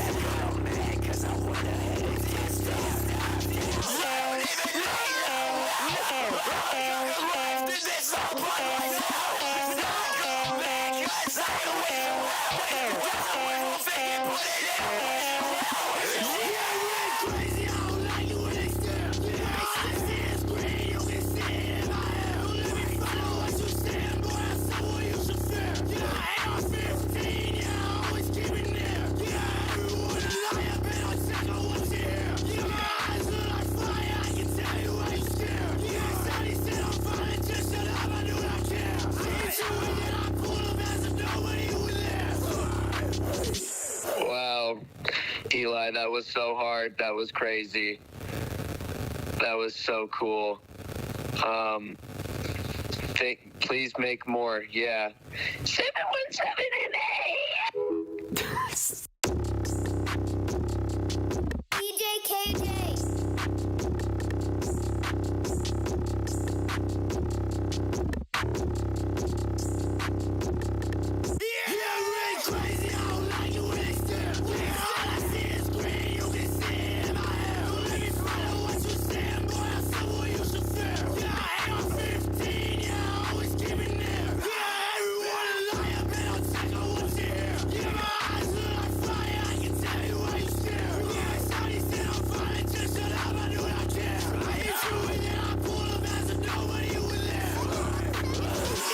You talk to me, boy, then just talk to me nice. That boy, you wanna pull a bright nose to the fire. Where you at? I ain't seen this since last night. I really wish you would, yeah, I really wish you would.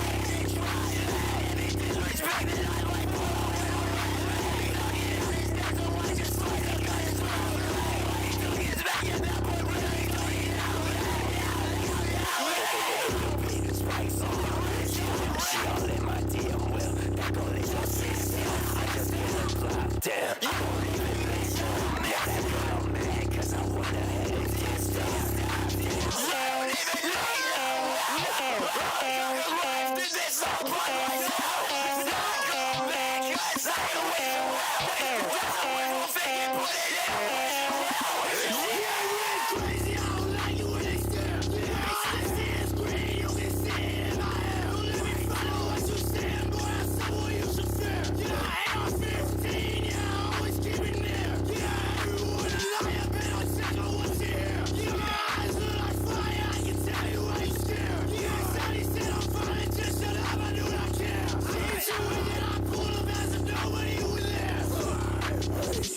Wow.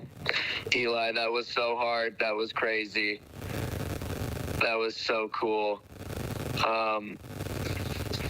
Please make more. Yeah.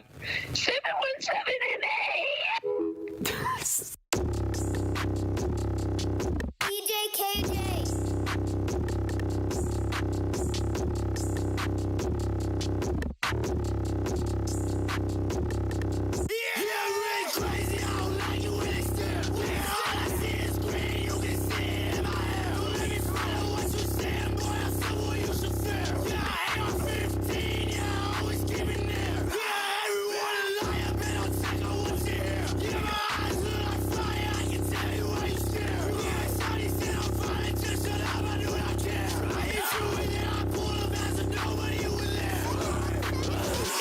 You talk to me, boy, then just talk to me nice. That boy, you wanna pull a bright nose to the fire. Where you at? I ain't seen this since last night. I really wish you would, yeah, I really wish you would.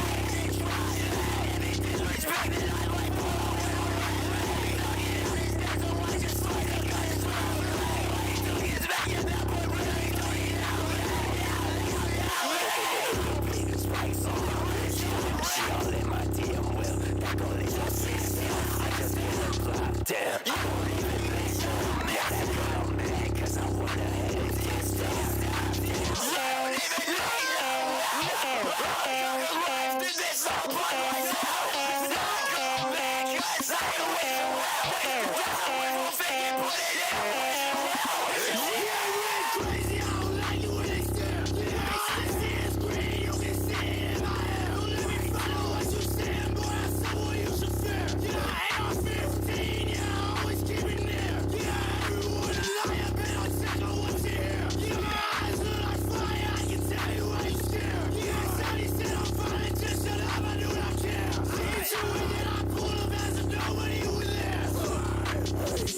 Wow. Eli, that was so hard. That was crazy. That was so cool. Please make more. Yeah. 717 and 8. Jfk Ii.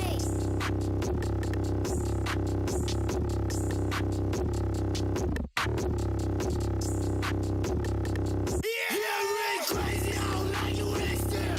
All I see is green.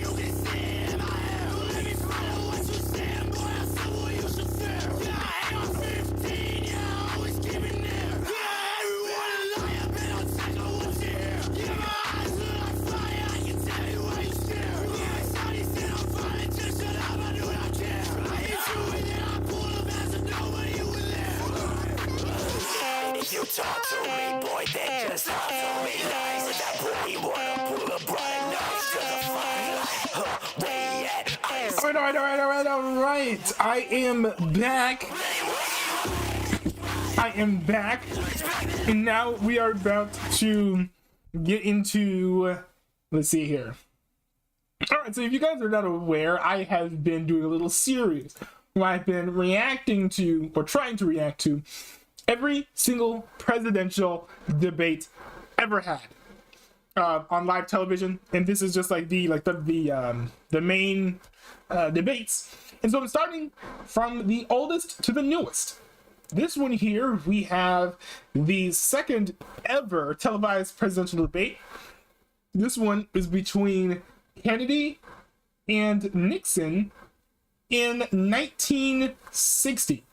So just want to go ahead and dive into this. I'll be leaving the TTS on, so if you guys want to leave in some thoughts and comments, you can go ahead and do that. But I just really want to get into this and kind of see how Kennedy bounces back. I know the general consensus from this is that Kennedy won, but if you just look at what they're saying, Nixon beat Kennedy. So it would be interesting to see if any strategies change. For example, if Nixon changes his appearance to be more palatable on television, and if Kennedy changes his rhetoric at all from the previous debate into this one.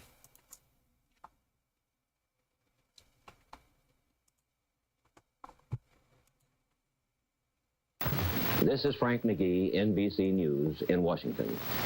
This is the second in a series of programs unmatched in history. The quality here is not nearly as good. The major candidates for President of the United States at the same time.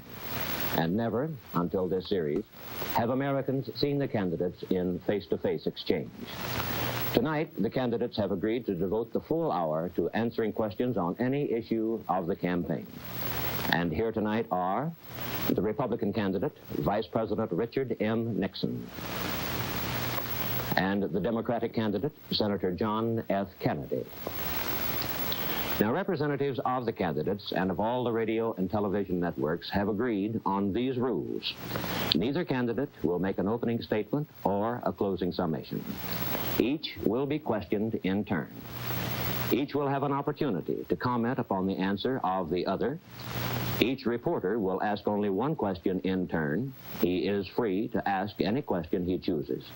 Neither candidate knows what questions will be asked, and only the clock will determine who will be asked the last question. Interesting. It sounds like they kind of moved into a format that's very similar to what we have now, or at least it's a lot closer. You've got the person who is asking the questions, who is taking the center stage there, and he's reading out all the rules of the debate, and he's just very visible. And you have, the two opponents on either side. Nowadays, and also now it's a little bit different still, because you have everyone up on the stage more or less. And nowadays you've got the moderator on one side facing the other folks who are set up opposed from each other, rather than the interviewer actually being on the stage as well. So that's a little bit different, but I'm kind of surprised by how much they changed the format from last time to this time.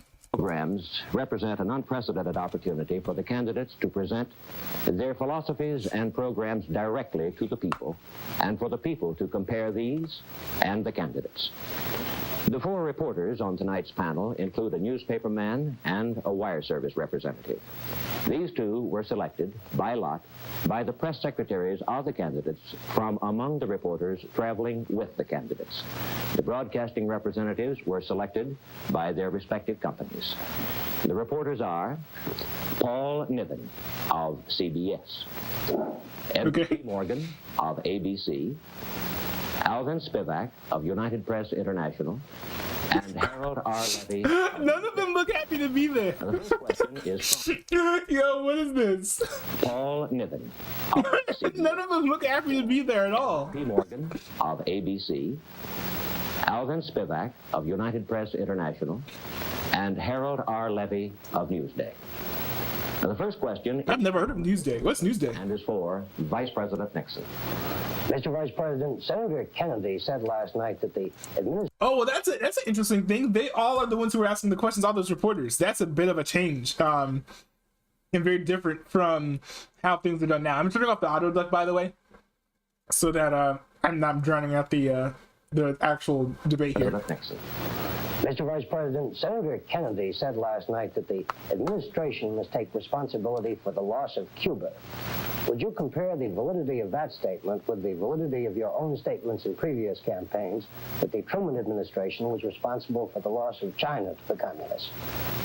Well, first of all, I don't agree with Senator Kennedy that Cuba is lost. And certainly, China was lost when this administration came into power in 1953. As I look at Cuba today, I believe that we are following the right course, a course which is difficult, but a course which, under the circumstances, the only proper one, which will see that the Cuban people get a chance to realize their aspirations of progress through freedom, and that they get that with our cooperation with the other the states in the Organization of American States. Now, Senator Kennedy has made some very strong criticisms of my part, or alleged part, in what has happened in Cuba. He points to the fact that I visited Cuba while Mr. Batista was in power there. I can only point out that if we are going to judge the administrations in terms of our attitude toward dictators, we're glad to have a comparison with the previous administration. There were 11 dictators in South America and in Central America when we came in 1953. Today, there are only 3 left, including the one in Cuba. We think that's pretty good progress. Wow, okay. Senator Kennedy also indicated with regard to Cuba that he thought that I had made a mistake when I was in Cuba in not calling for free elections in that country. I'm very surprised that Senator Kennedy, who is on the Foreign Relations Committee, would have made such a statement of this kind.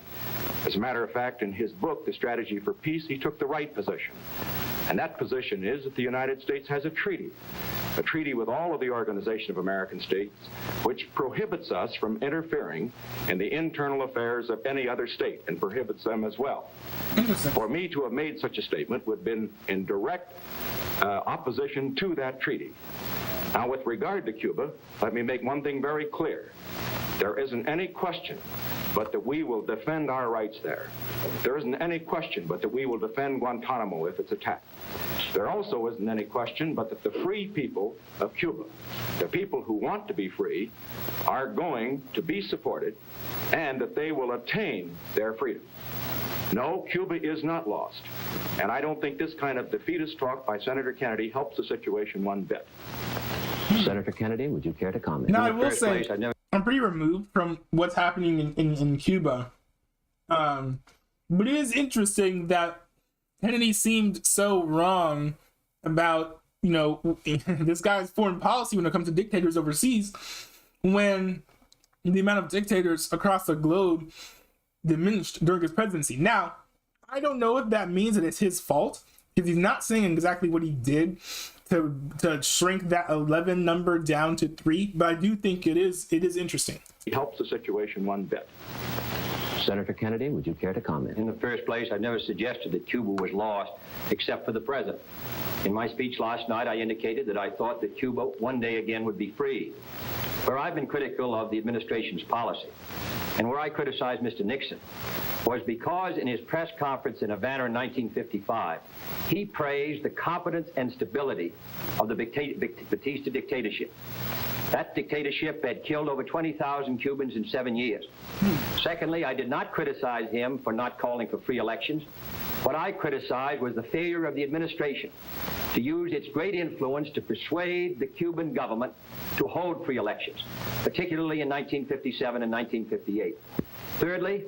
Okay, chat, I've got a question for you guys, or y'all in the comment section. Let me know what you guys think, okay? I am not a big fan of interventionism, right? I'm not an interventionalist, whatever. This means I don't think that America should be invading other countries and telling them what to do politically. I just don't think that's the proper course of action. Now, if you guys think I'm wrong, I'd love to hear your guys' arguments down in the comment section below, or I'm a Discord server, which can be found at dscrd.ntnwb.cc. But in general, like, we have no business going around telling other countries what to do, in my opinion. So I can't get down with that policy. Arthur Gardner, a Republican ambassador, Earl Smith, a Republican ambassador, in succession. Both have indicated in the past 6 weeks that they reported to Washington that Castro was a Marxist, that Raul Castro was a communist, and that they got no effective results. Instead, our aid continued to Batista, which was ineffective. We never were on the side of freedom. We never used our influence when we could have used it most effectively. And today, Cuba is lost for freedom. I hope someday it will rise. But I don't think it will rise if we continue the same policies towards Cuba that we did in recent years, and in fact towards all of Latin America. When we've almost ignored the needs of Latin America, we've beamed not a single Voice of America program in Spanish to all of Latin America in the last 8 years, except for the 3 months of the Hungarian Revolution. Mr. Morgan with a question for Senator Kennedy. Senator, are we going to have rebuttals? That would be interesting to see if we're going to have rebuttals. Mr. Morgan with a question for Senator Kennedy. Senator, last May in Oregon, you discussed the possibilities of sending apologies or regrets to Khrushchev over the U-2 incident. Do you think now that that would have done any good? Did you think so then? Mr. Morgan, I suggested that if the United States felt that it could save the summit conference, that it would have been proper for us to have expressed regret. In my judgment, that statement has been distorted by Mr. Nixon and others in their debates around the country and in their discussions. Mr. Lodge on Meet the Press a month ago said if there was ever a case when we did not have law on our side, it was in the U-2 incident.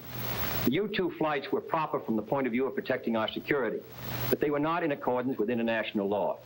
And I said that I felt that rather than tell the lie which we told, rather than indicate that the flights would continue, in fact, I believe Mr. Nixon himself said on May 15th that the flights would continue, even though Mr. Herter testified before the Senate Foreign Relations Committee that they had been canceled as of May 12th, that it would have been far better that if we had expressed regrets, if that would have saved the summit, and if the summit is useful, and I believe it is. This is, all of a sudden, this debate has gone into a lot of cultural things I'm just not tapped into. I don't know what this U-2 summit and the crisis with the planes is. The point that is always left out is the fact that we expressed regrets to Castro this winter, that we expressed regrets to the Eisenhower administration, expressed regrets for a flight over southern Russia in 1958. We expressed regrets for a flight over eastern Germany under this administration. The Soviet Union in 1955 expressed regrets to us over the Bering Sea incident. The Chinese communists expressed regrets to us over a plane incident in 1956. That is the accepted procedure between nations. And my judgment is that we should follow the advice of Theodore Roosevelt. Be strong, maintain a strong position, but also speak softly. I believe that in those cases where international custom calls for the expression of a regret, if that would have kept the summit going, in my judgment, it was a proper action. It's not appeasement. It's not soft. I believe we should be stronger than we now are. I believe we should have a stronger military force. I believe we should increase our strength all over the world. But I don't confuse words with strength. And in my judgment, if the summit was useful, if it would have brought us closer to peace, that rather than the lie that we told, which has been criticized by all responsible people afterward, it would have been far better for us to follow the common diplomatic procedure of expressing regrets and then try to move on. Mr. Vice President. I think Senator Kennedy is wrong on 3 counts. First of all, he's wrong in thinking, or even suggesting, that Mr. Khrushchev might have continued the conference if we had expressed regrets. He knew these flights were going on long before, and that wasn't the reason that he broke up the conference. Second, he's wrong in the analogies that he makes. The United States is a strong country. Whenever we do anything that's wrong, we can express regrets. But when the President of the United States is doing something that's right, something that is for the purpose of defending the security of this country against surprise attack, he can never express regrets or apologize to anybody, including Mr. Khrushchev. Now, in that connection, Senator Kennedy has criticized the President on the ground not only of not expressing regrets, but because he allowed this flight to take place while the summit conference, or immediately before the summit conference, occurred. This seems to me is criticism that again is wrong on his part. We all remember Pearl Harbor. We lost 3,000 American lives. We cannot afford an intelligence gap. And I just want to make my position absolutely clear with regard to getting intelligence information. I don't intend to see to it that the United States is ever in a position where, while we're negotiating with the Soviet Union, that we discontinue our intelligence effort.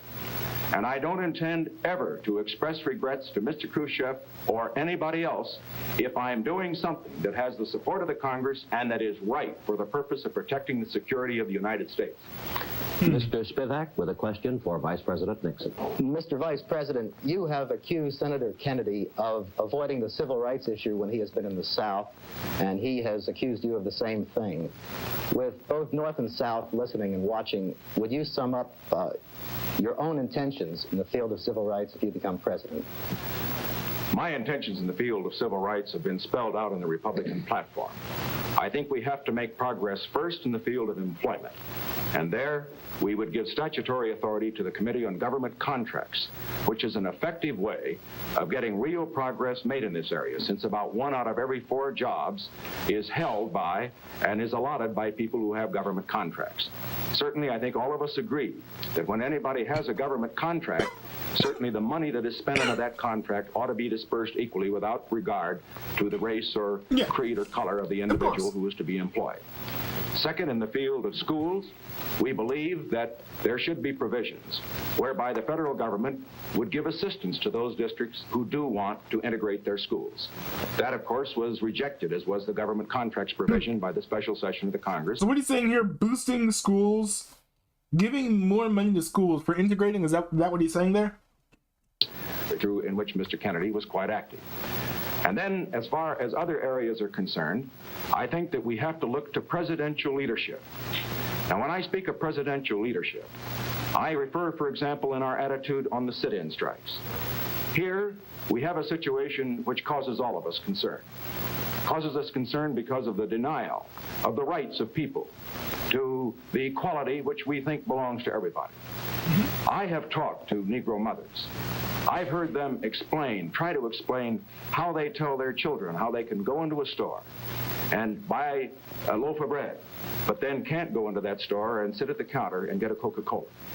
This is wrong, and we have to do something about it. So under the circumstances, what do we do? Well, what we do is what the Attorney General of the United States did under the direction of the President. Call in the owners of chain stores and get them to take action.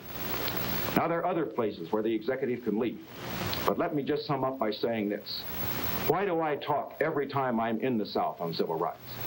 Not because I am preaching to the people of the South, because this isn't just a Southern problem, it's a Northern problem and a Western problem. Hold on. Wait a second. So, he wants to talk to the leaders of chains. I will say, that's not enough action. Now, I can't remember. This had to have been like post like a lot of those like civil rights, some of the civil rights laws that like protected black people from discrimination and stuff. So if you're not letting black people like sit at like counters at like a store or restaurant, you need to do a little bit more than just talk to the manager of the chain. You'll need to, take some legal action. And legal action, I think, is one thing that stores, of course, would respond to quite quickly and quite positively. Now, if that sort of legislation hadn't been put forth yet, then I completely understand just wanting to talk to the leaders of chains. And I think that actually, fostering a dialogue is one of the most positive things that you could do in this situation. Why do I talk every time I'm in the South on civil rights? Not because I am preaching to the people of the South, because this isn't just a Southern problem, it's a Northern problem and a Western problem. It's a problem for all of us. I do it because it's the responsibility of leadership. I do it because we have to solve this problem together. I do it right at this time particularly because when we have Khrushchev in this country, a man who has enslaved millions, a man who has slaughtered thousands, we cannot continue to have a situation where he can point the finger at the United States of America and say that we are denying rights to our citizens. And so I say both the candidates and both the vice presidential candidates, I would hope as well, including Senator Johnson, should talk on this issue at every opportunity. Senator Kennedy. Well, Mr. Nixon hasn't discussed the two basic questions. Every time they go to JFK's face, it's just like more and more blown out. What is going to be done and what will be his policy on implementing the Supreme Court decision of 1954? Giving aid to schools technically that are trying to carry out the decision is not the great question. Secondly, what's he going to do to provide fair employment? He's been the head of the Committee on Government Contracts. It's carried out 2 cases, both in the District of Columbia. He has not indicated his support of an attempt to provide fair employment practices around the country so that everyone can get a job regardless of their race or color. Nor has he indicated that he will support Title III, which would give the Attorney General additional powers to protect constitutional rights. These are the great questions. Equality of education in school. About 2% of our population of white people is illiterate, 10% of our colored population. 60 to 70% of our colored children do not finish high school. These are the questions in these areas that the North and the South, East and West are entitled to know. What will be the leadership of the President in these areas to provide equality of opportunity for employment?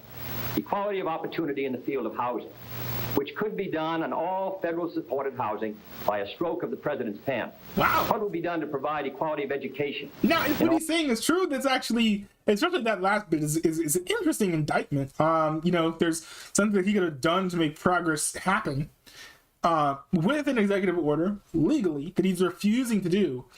He put up a really good explanation as to like why he's not doing that. All sections of the United States. Those are the questions to which the President must establish a moral tone and moral leadership. And I can assure you that if I'm elected President, we will do so. Mr. Levy with a question for Senator Kennedy.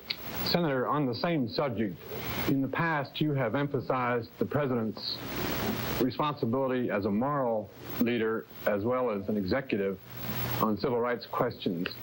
What specifically might the next president do in the event of an occurrence such as Little Rock? He's like, get it out, man. What are you trying to say? And I think that's like what we were all saying. But these are all like, they're nervous folks, a little awkward. But we haven't gotten, this is before we got to a point where journalists are expected to be able to also speak on camera. Senator, on the same subject, in the past you have emphasized the President's responsibility as a moral leader as well as an executive on civil rights questions. What specifically might the next president do in the event of an occurrence such as Little Rock or the lunch counter sit-ins? Well, let me say that I think the President operates in a number of different areas. First, as a legislative leader. And as I just said, I believe that the passage of the so-called Title III, which gives the Attorney General the power to protect constitutional rights in those cases where it's not possible for the person involved to bring the suit. Secondly, as an executive leader. There have been only 6 cases brought by this Attorney General under the voting bill passed in 1957 and the voting bill passed in 1960. The right to vote is basic. I do not believe that this administration has implemented those bills which represent the will of the majority of the Congress on 2 occasions with vigor. Thirdly, I don't believe that the Government Contracts Division has operated with vigor. Everyone who does business with the government should have the opportunity to make sure that they do not practice discrimination in their hiring. And that's in all sections of the United States. Wait. Okay, Nixon, I think, did say, like he's trying to go hard on Nixon, but I think Nixon did say that he wants to make sure that government contract work is not discriminatory because, as he said, 1 in 4 jobs at that time was a government contracting job. And then, fourthly, as a moral leader, there is a very strong moral basis for this concept of equality before the law. Not only equality before the law, but also equality of opportunity. We are in a very difficult time. We need all the talent we can get. We sit on a conspicuous stage. We are a goldfish bowl before the world. We have to practice what we preach. We set a very high standard for ourselves. The communists do not. They set a low standard of materialism. We preach in the Declaration of Independence and in the Constitution, in the statement of our greatest leaders, we preach very high standards. And if we're not going to be charged before the world with hypocrisy, we have to meet those standards. I believe the President of the United States should indicate them. Now, lastly, I believe in the case of Little Rock. I would have hoped that the President of the United States would have been possible for him to indicate it clearly that the Supreme Court decision was going to be carried out. I would have hoped that it would have been possible to use marshals to do so. But evidently, under the handling of the case, it was not. I would hope an incident like that would not happen.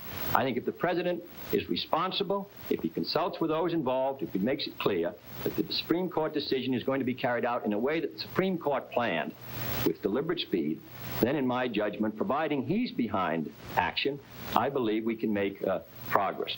Now, the present administration, the president has said, never indicated what he thought of the 1954 decision. Unless the president speaks, then, of course, the country doesn't speak. And Franklin Roosevelt said, the presidency of the United States is above all a place of moral leadership. And I believe on this great moral issue, he should speak out and give his views clearly. Mr. Vice President. Senator Kennedy has expressed some high hopes in this field, hopes which I think all Americans would share who want some progress in this area. But let's look at the performance. When he selected his vice presidential running mate, he selected a man who had voted against most of these proposals and a man who opposes them at the present time. Okay, this dude's coming out here with the receipts. And here's one thing with, like, in politics, I don't really understand why a lot of like politicians do this in debates, where it's like, if there is something where there is a chance that you could be like brought up on a not so savory record when it comes to, say, something like race, try to bash your opponent on that issue, because especially if he's well read, if he's looked into your policy beliefs, like it looks, and not just policy beliefs, but the records of the people that you're associating with, which is what it looks like Nixon has done, then you can really get, shown up in a debate moment such as this. It's like, yeah, I like this. Like, similarly, I don't know why anyone in this past 2020 election, no one brought up the fact that Joe Biden has a very, very, very racist past, especially when it comes to being in Congress, because he was like very much like opposed to segregation and busing in folks into like segregated schools and stuff. Now, I think Kamala Harris did hit him on that a little bit, but most people didn't. So just like, I feel like whenever you try to whenever you try to hit someone else on something that you're already losing on, it's just like, no, it's not a strategy to success, and I don't know why you would do that. Most of these proposals, and a man who opposes them at the present time. Let me look also at what I did. I selected a man who stands with me in this field and who will talk with me and work with me on it. Now, the senator referred to the Committee on Government Contracts, and yet that very committee, of which I am chairman, has been handicapped by the fact that we have not had adequate funds, we have not had adequate powers, we haven't had an adequate staff. Now, in the special session of Congress... Wait, what is he standing in? It looks like some sort of tube. That's interesting. And also in the session that preceded it, the Democratic Congress, in which there's a 2-to-1 Democratic majority, was asked by the president to give us the funds and give us the power to do a job. And they did nothing at all. And in the special session in which Senator Kennedy was calling the signals, along with Senator Johnson, they turned it down, and he himself voted against giving us the powers, despite the fact that the bill had already been considered before, that it already had hearings on, and the Congress already knew what it had before it. Well, why do you do that? All I can say is this. What we need here are not just high hopes. What we need is action. And in the field of executive leadership, I can say that I believe it's essential that the President of the United States not only set the tone, but he also must lead. He must act as he talks. Mr. Morgan with a question for Vice President Nixon. Mr. Vice President, in your speeches, you emphasize that the United States is doing basically well in the Cold War. Can you square that statement with a considerable mass of bipartisan reports and studies, including one prominently participated in by Governor Rockefeller, which almost unanimously conclude that we are not doing nearly so well as we should? Mr. Morgan, no matter how well we're doing in the Cold War, we're not doing as well as we should. And that will always be the case as long as the communists are on the international scene in the aggressive tendencies that they presently are following. Now, as far as the present situation is concerned, I think it's time that we nail a few of these distortions about the United States that have been put out. First of all, we hear that our prestige is at an all-time low. Senator Kennedy has been hitting that point over and over again. I would just suggest that after Premier Khrushchev's performance in the United Nations, compared with President Eisenhower's eloquent speech, that at the present time, communist prestige in the world is at an all-time low, and American prestige is at an all-time high. Now that, of course, is just one factor. That's awesome. But it's a significant one. When we look, for example, at the vote in the Congo, we were on one side, they were on the other side. What happened? There were 70 votes for our position and none for theirs. Look at the votes in the United Nations over the past 7.5 years. That's a test of prestige. Every time the United States has been on one side and they've been on the other side, our position has been sustained. Now, looking to what we ought to do in the future. In this Cold War, we have to recognize where it is being fought, and then we have to develop programs to deal with it. It's being fought primarily in Asia, in Africa, and in Latin America. What do we need? What tools do we need to fight it? Well, we need, for example, economic assistance. We need technical assistance. We need exchange. We need programs of diplomatic and other character which will be effective in that area. Now, Senator Kennedy a moment ago referred to the fact that there was not an adequate Voice of America program for Latin America. I'd like to point out that in the last 6 years, the Democratic Congresses, of which he's been a member, have cut $20 million off of the Voice of America programs.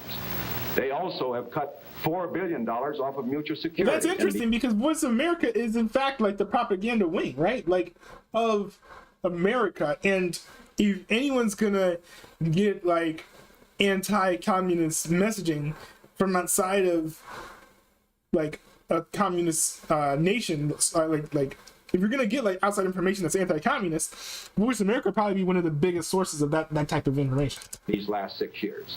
They also have cut $2 billion off of defense. Now, when they talk about our record here, it is well that they recognize that they have to stand up for their record as well. So let me summarize by saying this. I'm not satisfied with what we're doing in the Cold War because I believe we have to step up our activities and launch an offensive for the minds and hearts and souls of men. It must be economic, it must be technological, above all, it must be ideological. But we've got to get help from the Congress in order to do this. Senator Kennedy. Yeah, that's true. And this, what this should remind everyone is that you can't. So much power is in Congress. So much power is in the House and the Senate. So the president can't do everything that you want him to do, unfortunately. Accurate when he says that the Congress has not provided more funds, in fact, than the president recommended for national defense. In 1953, we tried to put an appropriation of $5 billion for our defenses. I was responsible for the amendment with Senator Monroney in 1954 to strengthen our ground forces. The Congress of the United States appropriated $677 million more than the president was willing to use up till a week ago. Secondly, on the question of our position in the United Nations, we all know about the vote held this week of the 5 nucleus, and it was generally regarded as a defeat for the United States. Thirdly, in 1952, there were only 7 votes in favor of the admission of Red China into the United Nations. Last year, there were 29. And tomorrow, when the preliminary vote is held, you will see a strengthening of that position or very closely to it. We have not maintained our position and our prestige. A Gallup poll taken in February of this year, asking in 8 out of 9 countries, they asked the people, who do they think would be ahead by 1970, militarily and scientifically? And a majority in 8 of the 9 countries said the Soviet Union would by 1970. Yeah, but a lot of them are probably victims of propaganda. Has been far more critical in June of our position in the world than I have been. The Rockefeller Brothers report, General Ridgway, General Gavin, the Gaither report, various reports of congressional committees all indicate that the relative strength of the United States, both militarily, politically, psychologically, and scientifically, and industrially, the relative strength of the United States compared to that of the Soviet Union and the Chinese Communists together has deteriorated in the last 8 years, and we should know it, and the American people should be told the facts. Mr. Spivak with a question for Senator Kennedy. Senator, following this up, how would you go about increasing the prestige you say we're losing? And could the programs you've devised to do so be accomplished without absolutely wrecking our economy? Yes, we have been wholly indifferent to Latin America until the last few months. The program that was put forward this summer, after we broke off the sugar quota with Cuba, really was done because we wanted to get through the OAS meeting a condemnation of Russian infiltration of Cuba. And therefore we passed an authorization, not an aid bill, which was the first time really since since the Inter-American Bank, which was founded a year ago, was developed, that we really have looked at the needs of Latin America, that we've associated ourselves with those people. Secondly, I believe that that it's far better for the United States, instead of concentrating our aid, particularly in the underdeveloped world, on surplus military equipment. We poured $300 million of surplus military equipment into Laos. We paid more military aid, more aid into Laos per person than in any country in the world. And we all know now that Laos is moving from neutralism in the direction of the communists. Wait, what's he saying? He's saying we spent money on... I don't understand exactly what you said there. Instead of concentrating our aid, particularly in the underdeveloped world, on surplus military equipment, we poured $300 million of surplus military equipment into Laos. We paid more military aid, more aid into Laos per person than in any country in the world. And we all know now that Laos is moving from neutralism in the direction of the communists. I believe instead of doing that, we should... But we're... See, the thing is, he's complaining that we poured, like, the money that he wanted to pour into... Well, I think he's complaining that we're not pouring money into South America. Is that correct? And so we poured it into Laos instead, and Laos is actually moving against capitalism now. I think that's kind of what he's hinting at. So what is he saying? He was advocating for very similar policies to do in other parts of the world, such as Cuba. So what is it that he actually supports then?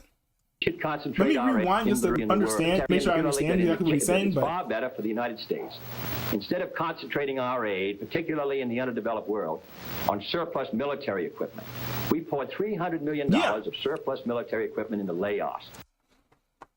So he's saying, okay, we need to put money into South America, and it was bad that we did it in another country instead. And then he literally says that the result of that was them moving against capitalism. So he has no reason to give us any belief that doing the same thing in South America would be beneficial in turning the tide away from communism and towards capitalism. I mean, he had to have like understood that, you know, this thing that's being done in Laos is exactly what he wanted to do in South America, and it was unsuccessful. And here he's complaining that we're not doing it in more places. It's like there's like such a huge like disconnect here. It's so weird. We paid more military aid, more aid into Laos per person than in any country in the world. And we all know now that Laos is moving from neutralism in the direction of the communists. I believe instead of doing that, we should concentrate our aid in long-term loans, which these people can pay back, either in hard money or in local currency. This permits them to maintain their self-respect. What? So he basically wants to make these countries slaves to debt. What? It permits us to make sure that the projects which are invested in are going to produce greater wealth. And I believe that in cases of India and Africa and Latin America, that this is where our emphasis should be. I would strengthen the Development Loan Fund. And Senator Fulbright, Senator Humphrey, and I tried to do that. We tried to provide an appropriation of $1.5 billion for 5 years on a long-term loan basis, which this administration opposed. And unless we're ready to carry out... You know, giving them loans doesn't make sense. And how you trying to promote capitalism in a different country, and when you're like, okay, the main way you get rich is just by me giving you lots of money? No. How's that pro-capitalist? I mean, probably good for them for blocking that proposal. But hey, to JFK's credit, at least he's not actually proposing that we continue to do things that were never working in the first place. Programs like that in the 60s. This battle for economic survival, which these people are waging, are going to be lost. And if India should lose her battle, with 35% of the people of the underdeveloped world within her borders, then I believe that the balance of power could move against us. I think the United States can afford to do these things. I think that we could not afford not to do these things. This goes to our survival. And here in a country which, if it is moving ahead, if it's developing its economy to the fullest, which we are not now, in my judgment, we'll have the resources to meet our military commitments and also our commitments overseas. I believe it's essential that we do it because in the next 10 years, the balance of power is going to begin to move in the world from one direction or another, towards us or towards the communists. And unless we begin to identify ourselves not only with the anti-communist fight, but also with the fight against poverty and hunger, these people are going to begin to turn to the communists as an example. I believe we can do it. If we build our economy the way we should, we can afford to do these things, and we must do it. Mr. Vice President. Senator Kennedy has put a great deal of stress on the necessity for economic assistance. This is important. But it's also tremendously important to bear in mind that when you pour in money without pouring in technical assistance as well, that you have a disastrous situation. This is very true. We need to step up exchange. Like if you look at a lot of like third world countries, they need infrastructure. And for places like those, infrastructure is far more valuable than just like throwing a bunch of money into the economy. Because we need to get these countries more developed. We need to get them more advanced and have a higher quality of living. A bunch of money is not really going to do as much as giving them lots of technology would do. We need to step up technical assistance so that trained people in these newly developed. But still, I think maybe they need a little bit more than military weapons. It sounds like what they were giving them is like millions of dollars in military weapons. Give them like, I don't know, systems for like irrigation and for like to have clean water. Then give them like the means to not just attain electricity but maintain it. There's so many different things that you could do rather than just giving them money or just giving them guns. Like, I don't know why those are like the two options being discussed here. Developing countries can operate the economies. We also have to have in mind something else with regard to this whole situation in the world. And that is that as America moves forward, we not only must think in terms of fighting communism, but we must also think primarily in terms of the interests of these countries. We must associate ourselves with their aspirations. We must let them know that the great American ideals of independence, of the right of people to be free, of the right to progress, that these are ideals that belong not to ourselves alone, but they belong to everybody. This we must get across to the world. And we can't do it unless we do have adequate funds for example, information, which has been cut for the Congress, adequate funds for technical assistance. The other point that I would make with regard to economic assistance and technical assistance is that the United States must not rest its case here alone. This is primarily an ideological battle, a battle for the minds and the hearts and the souls of men. We must not meet the communists purely in the field of gross atheistic materialism. We must stand for our ideals. Mr. Levy with a question for Vice President Nixon.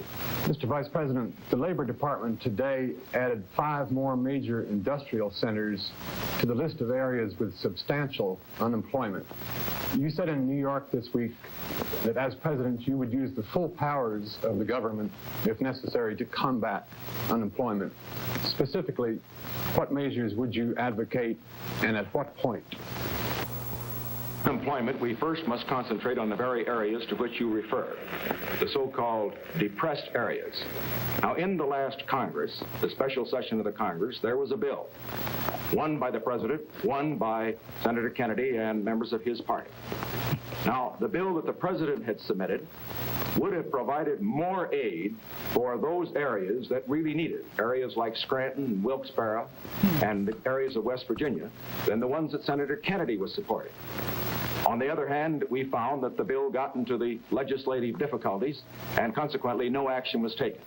So point one, at the highest priority, we must get a bill for depressed areas through the next Congress. I have made recommendations on that, and I have discussed them previously. That, I feel like that doesn't address why they're poor in the first place, right? So you've got a lot of countries, you got a lot of states, I got a lot of states that are going through economic depression.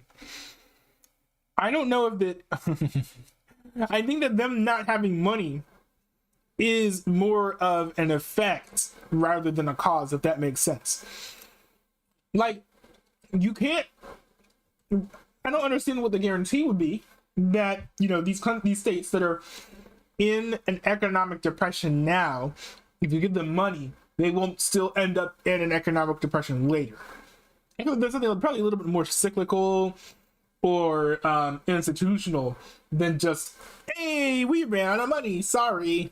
Like, I don't think that's like the entirety and totality of what's going on here. And I will spell them out further in the campaign. Second, as we consider this problem of unemployment, we have to realize where it is. In analyzing the figures, we will find that our unemployment exists among the older citizens. It exists also among those who are inadequately trained. That is, those who do not have an adequate opportunity for education. It also exists among minority groups.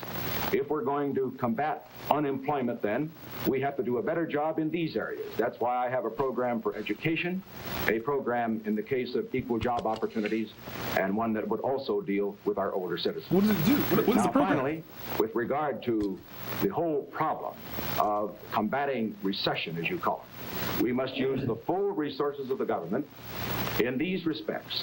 One, we must see to it that credit is expanded as we go into any recessionary period. And understand, I do not believe we're going into a recession. I believe that the economy is sound. Extending credit, I don't know. That's a good policy. I don't know. And that we're going to move up. But second, in addition to that, if we do get into a recessionary period, we should move on that part of the economy which is represented by the private sector. And I mean stimulate that part of the economy that can create jobs. So stimulus checks? Private sector of the economy. This means... The problem with stimulus checks is they create a veneer that everything is fine until the stimulus checks end, and then you realize, oh, wait a second, things were never actually doing better with the economy. The government was just printing money. This is what we saw with Trump and his stimulus checks, right? He made all these stimulus checks during COVID, and then he kind of stopped. Well, because he lost the election. But then when the stimulus checks were no longer coming, that's when stuff started to go down. But a big cause of that was not like that, oh, we're not giving away stimulus checks anymore, but it's just that you're devaluing your currency. You're just printing a bunch of money and giving it away for free. And that will contribute to the depression, alongside of all of the other effects that people are already experiencing that's already causing the inflation. It's just not going to help the situation. Through tax reform and, if necessary, tax cuts that will stimulate more jobs. I favor that rather than massive federal spending programs, which will come into effect usually long after you pass through the recessionary period. So we must use all of these weapons for the purpose of combating recession if it should come, but I do not expect it to come. Senator Kennedy. Well, Mr. Nixon has stated the record inaccurately in regard to the depressed area bill. I'm very familiar with it. It came out of the committee of which I was the chairman, the Labor Subcommittee in '55. I was the floor manager. We passed an area redevelopment bill far more effective than the bill the administration suggested on 2 occasions, and the president vetoed it both times. We passed a bill again this year in the Senate, and it died in the Rules Committee of the House of Representatives. Let me make it very clear that the bill that Mr. Nixon talked about did not mention Wilkesboro or Scranton. It did not mention West Virginia. Our bill was far more effective. The bill introduced and sponsored by Senator Douglas was far more effective in trying to stimulate the economy of those areas. Secondly, he has mentioned the problem of our older citizens. I cannot still understand why this administration and Mr. Nixon oppose putting medical care for the aged under Social Security to give them some security. Third, I believe we should step up Social Security's kind of falling apart in these areas until we're able to get the people back at work. So it was never a good long-term solution. What the food package averages per person. Fourthly, I believe we should stimulate the economy. I believe we should not carry out a hard money, high interest rate policy, which helped intensify certainly the recession of 1958, and I think helped bring to the slowdown of 1960. If we move into a recession in 61, then I would agree that we have to put more money into the economy, and it can be done by either one of the 2 methods discussed. One is by programs such as aid to education. The other would be to make a judgment on what's the most effective tax program to stimulate our economy. Interesting. So for once, we have a case where you have a Democrat and Republican disagreeing on how to handle an economic collapse. I'm actually agreeing with the Democrat here. Now, I mean, he's saying that, we don't give out stimulus checks. What we should do is we should do tax cuts. which is like a genius idea. Which we should need a depression to tell us that we need to cut taxes, but that's just a far better approach than let's just do stimulus checks. And again, a very surprising take to see from a Democrat who is very much into public aid. This is actually kind of cool to see. Mr. Niven with a question for Senator Kennedy. Senator, while the main theme of your campaign has been this decline of American power and prestige in the last 8 years, you've hardly criticized President Eisenhower at all. And in a speech last weekend, you said you had no quarrel with the president. Now, isn't Mr. Eisenhower and not Mr. Nixon responsible for any such decline? Well, I understood that this was the Eisenhower-Nixon administration, according to all the Republican propaganda that I've read. The question is what we're going to do in the future. I've been critical of this administration, and I've been critical of the president. In fact, Mr. Nixon discussed that a week ago in a speech. I believe that our power and prestige in the last 8 years has declined. Now, what is the issue is what we're going to do in the future. Now, that's an issue between Mr. Nixon and myself. He feels that we're moving ahead we're not going into a recession in this country economically. He feels that our power and prestige is stronger than it ever was relative to that of the communists, that we're moving ahead. I disagree. And I believe the American people have to make the choice on November 8th between the view of whether we have to move ahead fast, whether what we're doing now is not satisfactory, whether we have to build greater strength at home and abroad, and Mr. Nixon's view. That's the great issue. President Eisenhower moves from the scene on January 20th, and the next 4 years are the critical years.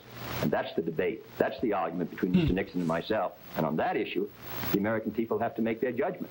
And I think it's an important judgment. I think in many ways this election is more important than any since 1932, or certainly almost any in this century, because we disagree very fundamentally on the position of the United States. And if his view prevails, then I think that's going to bring an important result to this country in the 60s. If our view prevails that we have to do more, that we have to make a greater national and international effort, that we have lost prestige in Latin America. The president of Brazil, the new incumbent, running for office, called on Castro during his campaign because he thought it was important to get the vote for those who were supporting Castro in Latin America. In Africa, the United States has ignored Africa. We gave more scholarships to the Congo this summer we offered them than we'd given to all of Africa the year before. Less than 200 for all the countries of Africa, and they need trained leadership more than anything. Now, to be telling the truth here, what's up with this aid to very specific countries rather than like entire continents? Is it just hard to get the agreements or what? I think it's a little bit odd. And having a very clear decision in the last 8 years. Mr. Nixon has been part of that administration. He's had experience in it. And I believe this administration has not met its responsibilities in the last 8 years, that our power relative to that of the communists is declining, that we're facing a very hazardous time in the 60s. And unless the United States begin to move here, unless we start to go ahead, I don't believe that we're going to meet our responsibility to our own people or to the cause of freedom. I think the choice is clear, and it involves the future. Mr. Vice President. First of all, I think Senator Kennedy should make up his mind with regard to my responsibility. In our first debate, he indicated that I had not had experience, or at least had not participated significantly in the making of the decisions. This is true. I'm glad to hear tonight that he does suggest that I have had some experience. Let me make my position clear. I have participated in the discussions leading to decisions in this administration. I am proud of the record of this administration. I don't stand on it because it isn't something to stand on, but something to build on.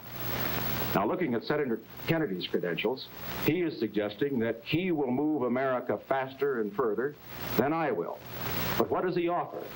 He offers retreads of programs that failed. I submit to you that as you look at his programs, his program, for example, with regard to the Federal Reserve and free money or loose money. He literally said we shouldn't do stimulus checks. I thought, what? Low interest rates. His program in the economic field generally are the programs that were adopted and tried during the Truman administration. And when we compare the economic progress of this country in the Truman administration with that of the Eisenhower administration, we find that in every index there has been a great deal more performance and more progress in this administration than in that one.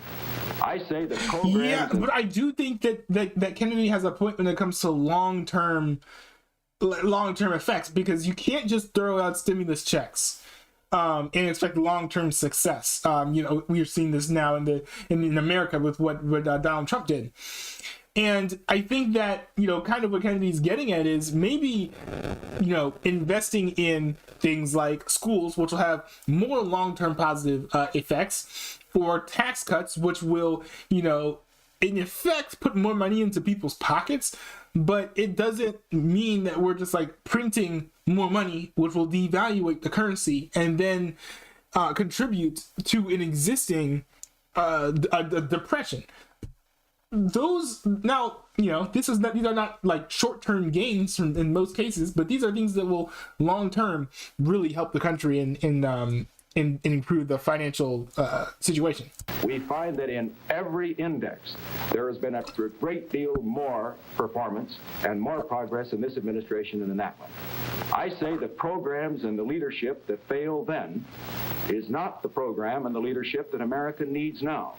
I say that the American people don't want to go back to those policies. And incidentally, if Senator Kennedy disagrees, he should indicate where he believes those policies are different from those he's advocating today. Mr. Spivak with a question for Vice President Nixon.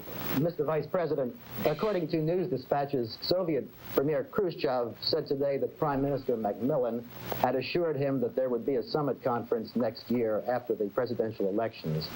Have you given any cause for such assurance, and do you consider it desirable or even possible that there would be a summit conference next year if Mr. Khrushchev persists in the conditions he's laid down? No, of course I haven't talked to Prime Minister Macmillan. It would not be appropriate for me to do so. The president is still going to be president for the next 4 months. And he, of course, is the only one who could commit this country in this period. As far as the summit conference is concerned, I want to make my position absolutely clear. I would be willing as president to meet with Mr. Khrushchev or any other world leader if it would serve the cause of peace. I would not be willing to meet with him, however, unless there were preparations for that conference which would give us some reasonable certainty that you were going to have some success. We must not build up the hopes of the world and then dash them, as was the case in Paris. There, Mr. Khrushchev came to that conference determined to break it up. He was going to break it up because he knew that he wasn't going to get his way on Berlin and on the other key matters with which he was concerned at the Paris conference. Now, if we're going to have another summit conference, there must be negotiations at the diplomatic level, the ambassadors, the secretaries of state, and others at that level, prior to that time, which will delineate the issues and which will prepare the way for the heads of state to meet and make some progress. Otherwise, if we find the heads of state meeting and not making progress, we will find that the cause of peace will have been hurt rather than helped. So under these circumstances, I therefore strongly urge, and I will strongly hold, if I have the opportunity to urge or to hold this position, that any summit conference would be gone into only after the most careful preparation and only after Mr. Khrushchev, after his disgraceful conduct at Paris, after his disgraceful conduct at the United Nations, gave some assurance that he really wanted to sit down and talk and to accomplish something and not just to make propaganda. Senator Kennedy. I have no disagreement with the Vice President's position on that. My view is the same as his. That's cool that they have like common ground here. Point I would add. But before we go into the summit, before we ever meet again, I think it's important that the United States build its strength, that it build its military strength as well as its own economic strength. If we negotiate from a position where the power balance or wave is moving away from us, it's extremely difficult to reach a successful decision on Berlin as well as the other questions. Now, the next President of the United States in his first year is going to be confronted with a very serious question on our defense of Berlin, our commitment to Berlin. It's going to be a test of our nerve and will. It's going to be a test of our strength. And because we're going to move in 61 and 2, partly because we have not maintained our strength with sufficient vigor in the last years, I believe that before we meet that crisis, that the next President of the United States should send a message to Congress asking for a revitalization of our military strength. Because come spring or late in the winter, we're going to be face to face with the most serious Berlin crisis since 1949 or 50. On the question of the summit, I agree with the position of Mr. Nixon. I would not meet Mr. Khrushchev unless there were some agreements at the secondary level, foreign ministers or ambassadors, which would indicate that the meeting would have some hope of success or a useful exchange of ideas. Mr. Levy, Yep, a question. yep, that's fair. No need to waste time. In your acceptance speech at Los Angeles, you said that your campaign would be based not... No need to waste time talking to people who you're not even sure like they're going to be like listening to you. I guess it's kind of what they're going for. On what you intend to offer the American people, but what you intend to ask of them. Since that time, you have spelled out many of the things that you intend to do, but you have made only vague reference to sacrifice and self-denial. A year or so ago, I believe, you said that you would not hesitate to recommend a tax increase if you considered it necessary. Is this what you have in mind? Well, I don't think that in the winter of '61, under present economic conditions, a tax increase would be desirable. In fact, it would be deflationary, it would cause great unemployment, it would cause a real slowdown in our economy. If it ever becomes necessary and is wise economically and essential to our security, I would have no hesitancy in suggesting a tax increase or any other policy which would defend the United States. I have talked in every speech about the fact that these are going to be very difficult times in the 1960s and that we're going to have to meet our responsibility as citizens. I'm talking about a national mood. I'm talking about our willingness to bear any burdens in order to maintain our own freedom and in order to meet our freedom around the globe. We don't know what the future is going to bring, but I would not want anyone to elect me President of the United States or vote for me under the expectation that life would be easier if I were elected. Now, many of the programs that I'm talking about... Wait. I mean, he has to at least make the case that life's going to be easier under him than under Nixon, right? Growth, care for the aged, development of our natural resources, build the strength of the United States. That's how the United States began to prepare for its great actions in World War II and in the post-war period. If we're moving ahead, if we're providing a viable economy, if our people have sufficient resources so that they can consume what we produce, then this country's on the move. Then we're stronger. Then we set a better example to the world. So we have the problem not only of building our own military strength and extending our policies abroad, we have to do a job here at home. So I believe that the policies that I recommend come under the general heading of strengthening the United States. We're using our steel capacity 55% today. We're not able to consume what we're able to produce at a time when the Soviet Union is making great economic gains. And all I say is, I don't know what the 60s will bring, except I think they will bring hard times in the international sphere. I hope we can move ahead here at home in the United States. I'm confident we can do a far better job of mobilizing our economy and resources in the United States. And I merely say that if they elect me president, I will do my best to carry the United States through a difficult period. But I would not want people to elect me because I promised them the easy, soft life. I think it's going to be difficult, but I'm confident that this country can meet its responsibilities. Mr. Vice President?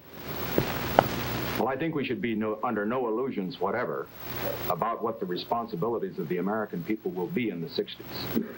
Our expenditures for defense, our expenditures for mutual security, our expenditures for economic assistance and technical assistance are not going to get less. In my opinion, they're going to be greater. I think it may be necessary that we have more taxes. I hope not. I hope we can economize elsewhere so that we don't have to. But I would have no hesitation to ask the American people to pay the taxes even in 1961, if necessary, to maintain a sound economy and also to maintain a sound dollar. So he's saying at least don't expect tax decreases. But how would that be beneficial to the economy? I'm having trouble seeing the connection between maintaining the same rate of taxes versus decreasing it.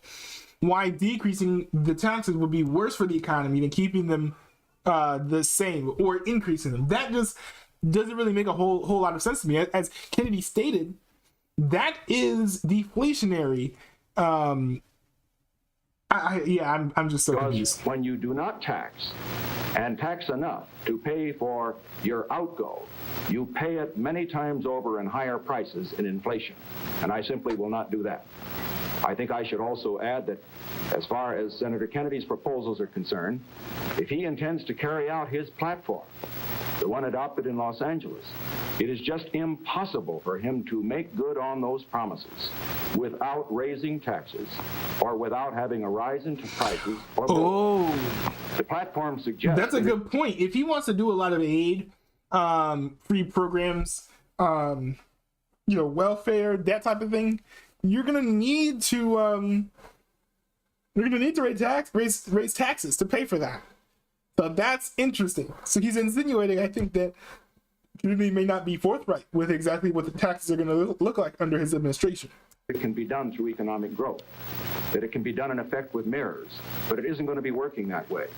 You can't add billions of dollars to our expenditures and not pay for it. After all, it isn't paid for by my money, it isn't paid for by his, but by the people's money. Mr. Niven with a question for Vice President Nixon. Mr. Vice President, you said that while Mr. Khrushchev is here, Senator Kennedy should talk about what's right with this country as well as what's wrong with the country.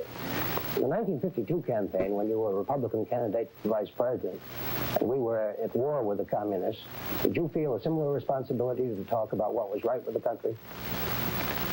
I did, and as I pointed out in 1952, I made it very clear that as far as the Korean War was concerned, that I felt that the decision to go into the war in Korea was right and necessary. What I criticized were the policies that made it necessary to go to Korea. Now, incidentally, I should point out here that Senator Kennedy has attacked our foreign policy. He said that it's been a policy that has led to defeat and retreat. And I'd like to know, where have we been defeated and where have we retreated? In the Truman administration, 600 million people went behind the Iron Curtain, including the satellite countries of Eastern Europe and Communist China. In this administration, we've stopped them at Quemoy and Matsu. We've stopped them in Indochina. We've stopped them in Lebanon. We've stopped them in other parts of the world. I would also like to point out that as far as Senator Kennedy's comments are concerned, I think he has a perfect right and a responsibility to criticize this administration whenever he thinks we're wrong.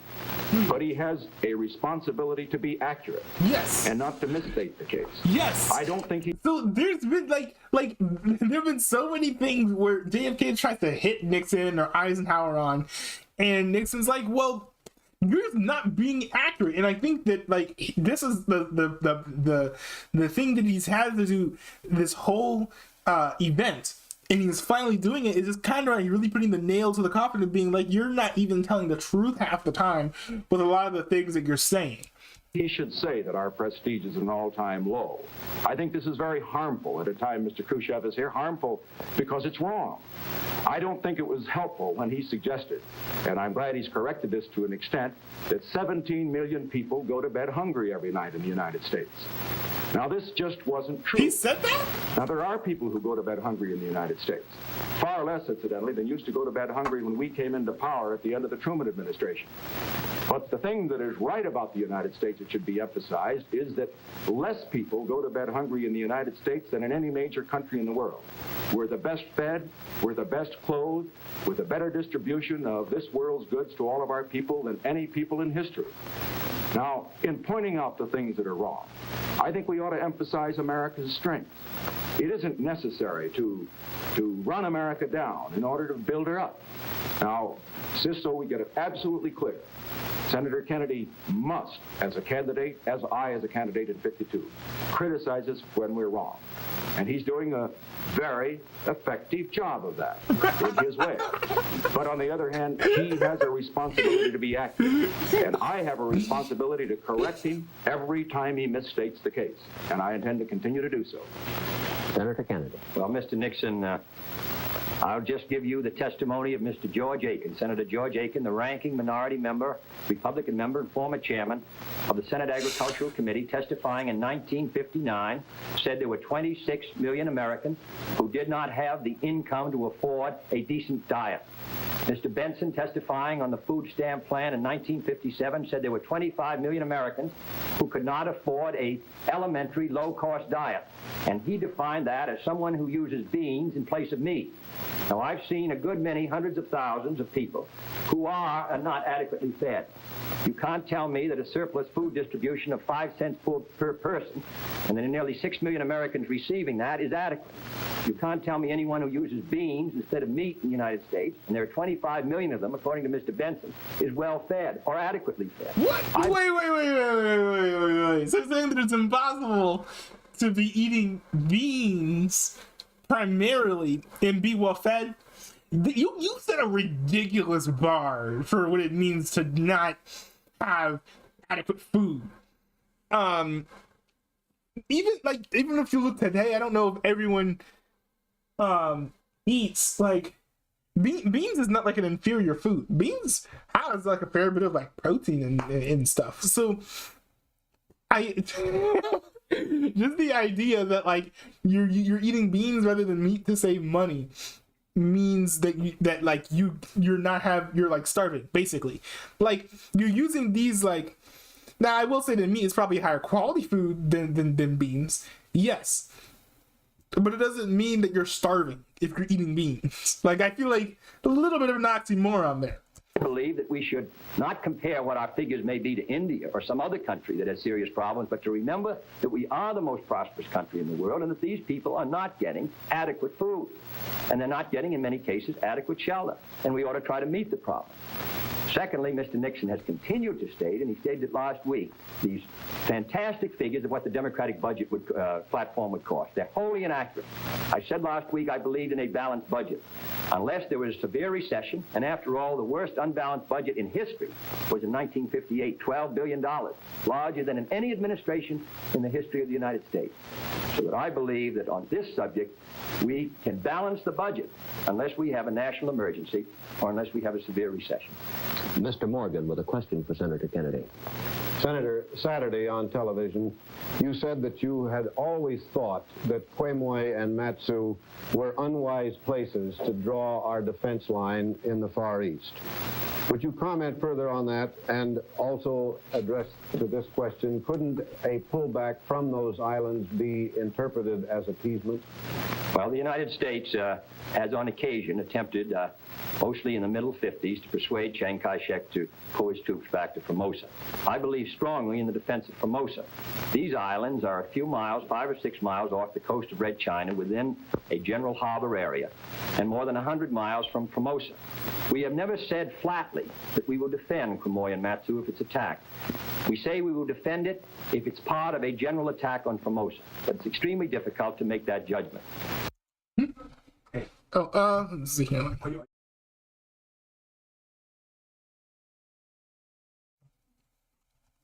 Now, Mr. Herter, in 1958, when he was Under Secretary of State, said they were strategically undefensible. Admiral Spruance and Collins in 1955 said that we should not attempt to defend these islands in their conference in the Far East. General Ridgway has said the same thing. I believe that when you get into a war, if you're going to get into a war for the defense of Formosa, it ought to be on a clearly defined line. One of the problems, I think, at the time of South Korea was the question of whether the United States would defend it if it were attacked. I believe that we should defend Formosa. We should come to its defense. Leave this rather in the air, that we will defend it under some conditions but not under other, I think is a mistake. Yeah, secondly, I would not suggest the withdrawal at the point of the communist gun. It is a decision finally that the nationalists should make. And I believe that we should consult with them and attempt to work out a plan by which the line is drawn at the island of Formosa. It leaves 100 miles between the seas. But with General Ridgway, Mr. Herter, General Collins, Admiral Spruance, and many others, I think it's unwise to take the chance of being dragged into a war which may lead to a world war over two islands which are not strategically defensible, which are not, according to their testimony, essential to the defense of Formosa. I think that we should protect our commitments. I believe strongly we should do so in Berlin. I believe strongly we should do so in Formosa. And I believe we should meet our commitments to every country whose security we've guaranteed. But I do not believe that that line, in case of a war, should be drawn on those islands, but instead on the island of Formosa.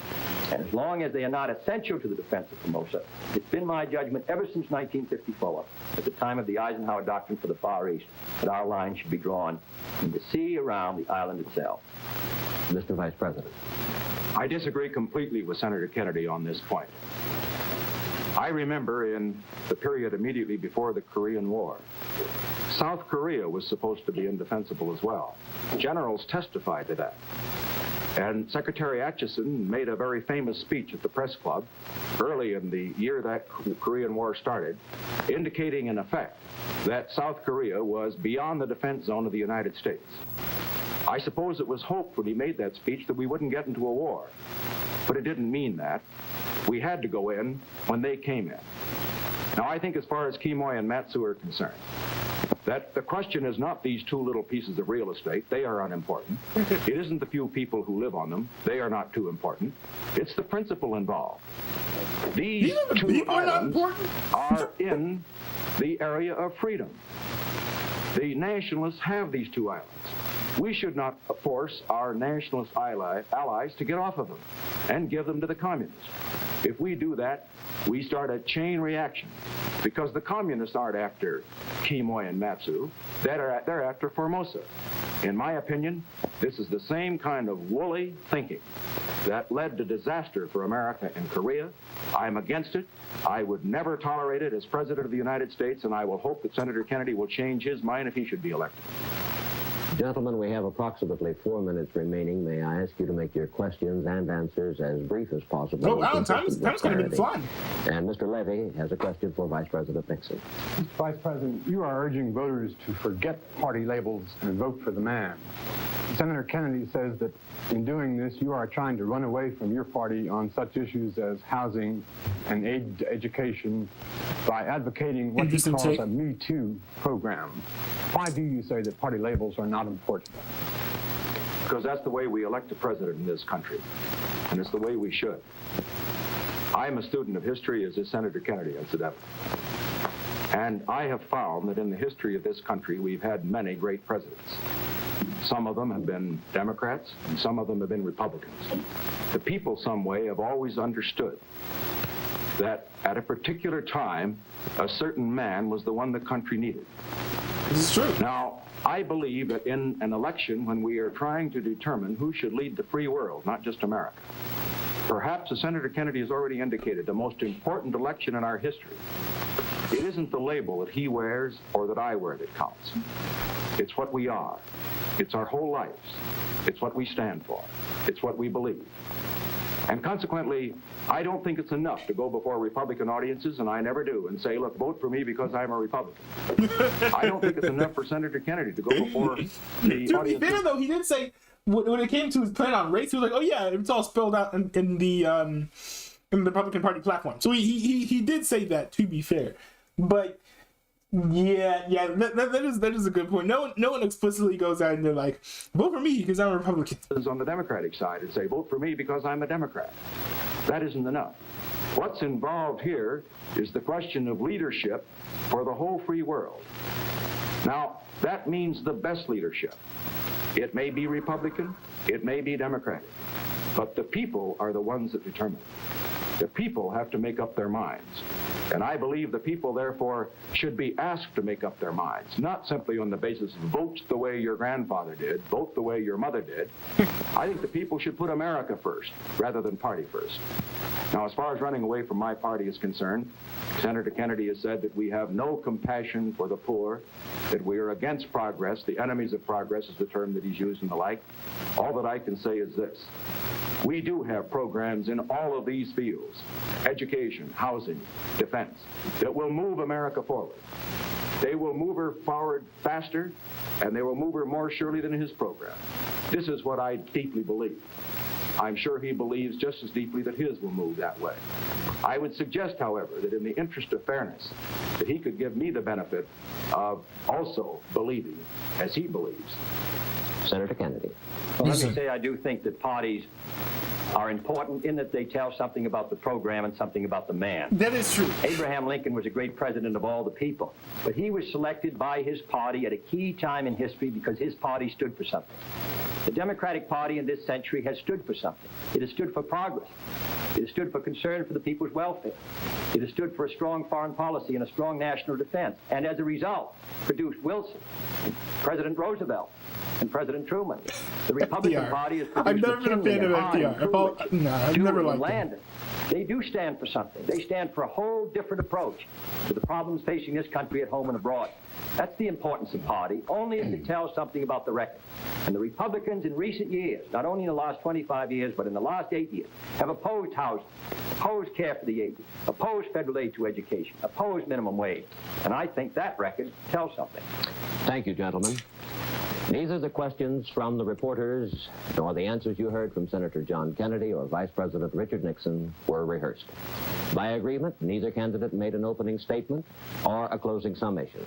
They further agreed that the clock alone would decide who would speak last, and each has asked me to express his thanks to the networks and their affiliated stations. Another program similar to this one will be presented Thursday, October 13th, and the final program will be presented Friday, October 21st. We hope this series of radio and television programs will help you toward a fuller understanding of the issues facing our country today, and that on Election Day, November 8th, you will vote for the candidate of your choice. This is Frank McGee. Good night from Washington. This is cool. Okay, that camera angle at the end was very kind of cinematic. I don't know. I think this one is this debate was a little bit tighter. I think that neither candidates really gave the most coherent answers on how to address the economy. If I understand what they said correctly, I'm definitely more on board with Kennedy's plan, actually, because he wouldn't want to just dole out money with stimulus checks. It's just like random aid. He would want to, lower taxes, and I think that would be a far better plan. But at the same time, Nixon did make a really good point, which is, well, if he's gonna do all this welfare and stuff, that's gonna be costing the citizens in taxes. You can't just do all that for free. So there were some interesting things going back and forth, a lot of cultural things I can't really speak to. Because it's like news was happening then, like war with Korea. I'm not too familiar with that. Stuff that was going on in Cuba, I'm not particularly familiar with what was going on in Cuba at the time either. But all in all, very, very interesting debate. I think Nixon came out, he edged it out, but because Kennedy lied more, and he had to call him out on that towards the end. So I think that was a really big moment that played in Nixon's favor. But still, a surprisingly strong showing from Kennedy. I didn't know that he would bounce back quite this well from his last outing, which I didn't think was the greatest rhetorically, nor when it comes to quality or skill in a debate. So that was kind of nice to see. Nice to see how that went down. But anyways, thanks everyone for tuning in. I am not a newbie. Thanks everyone for tuning in, everything with the Tion drama, talking about the COVID-19 vaccine, the CDC's investigations into them. It's been a fun stream. We picked up old politics. Hopefully we don't get as much dated geopolitics I'm not familiar with, and we can get more down to specific policies that are kind of timeless, and kind of see where they lie on those other issues. We have 2 more debates left, I think, in the whole Nixon versus JFK 1960s race. So it'll be interesting to see how we all feel that the next debate goes. By the way, leave comments down below and let me know who you think is winning these debates so far. So far, we've seen the first one and the second one. I'd like to hear you guys' feedback on who won those debates. But in any case, I'm gonna head out, hang out with the fam, and do some fun stuff. I will be live sometime tomorrow, probably at around 9 or so. So I'm looking forward to that. More Car 3 SMP action.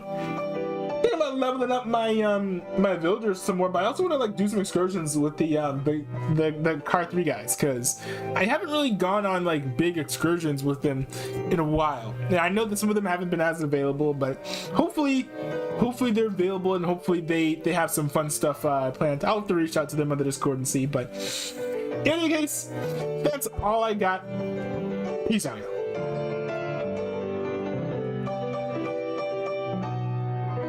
Also join the Discord server. I forgot to say, go join the Discord server.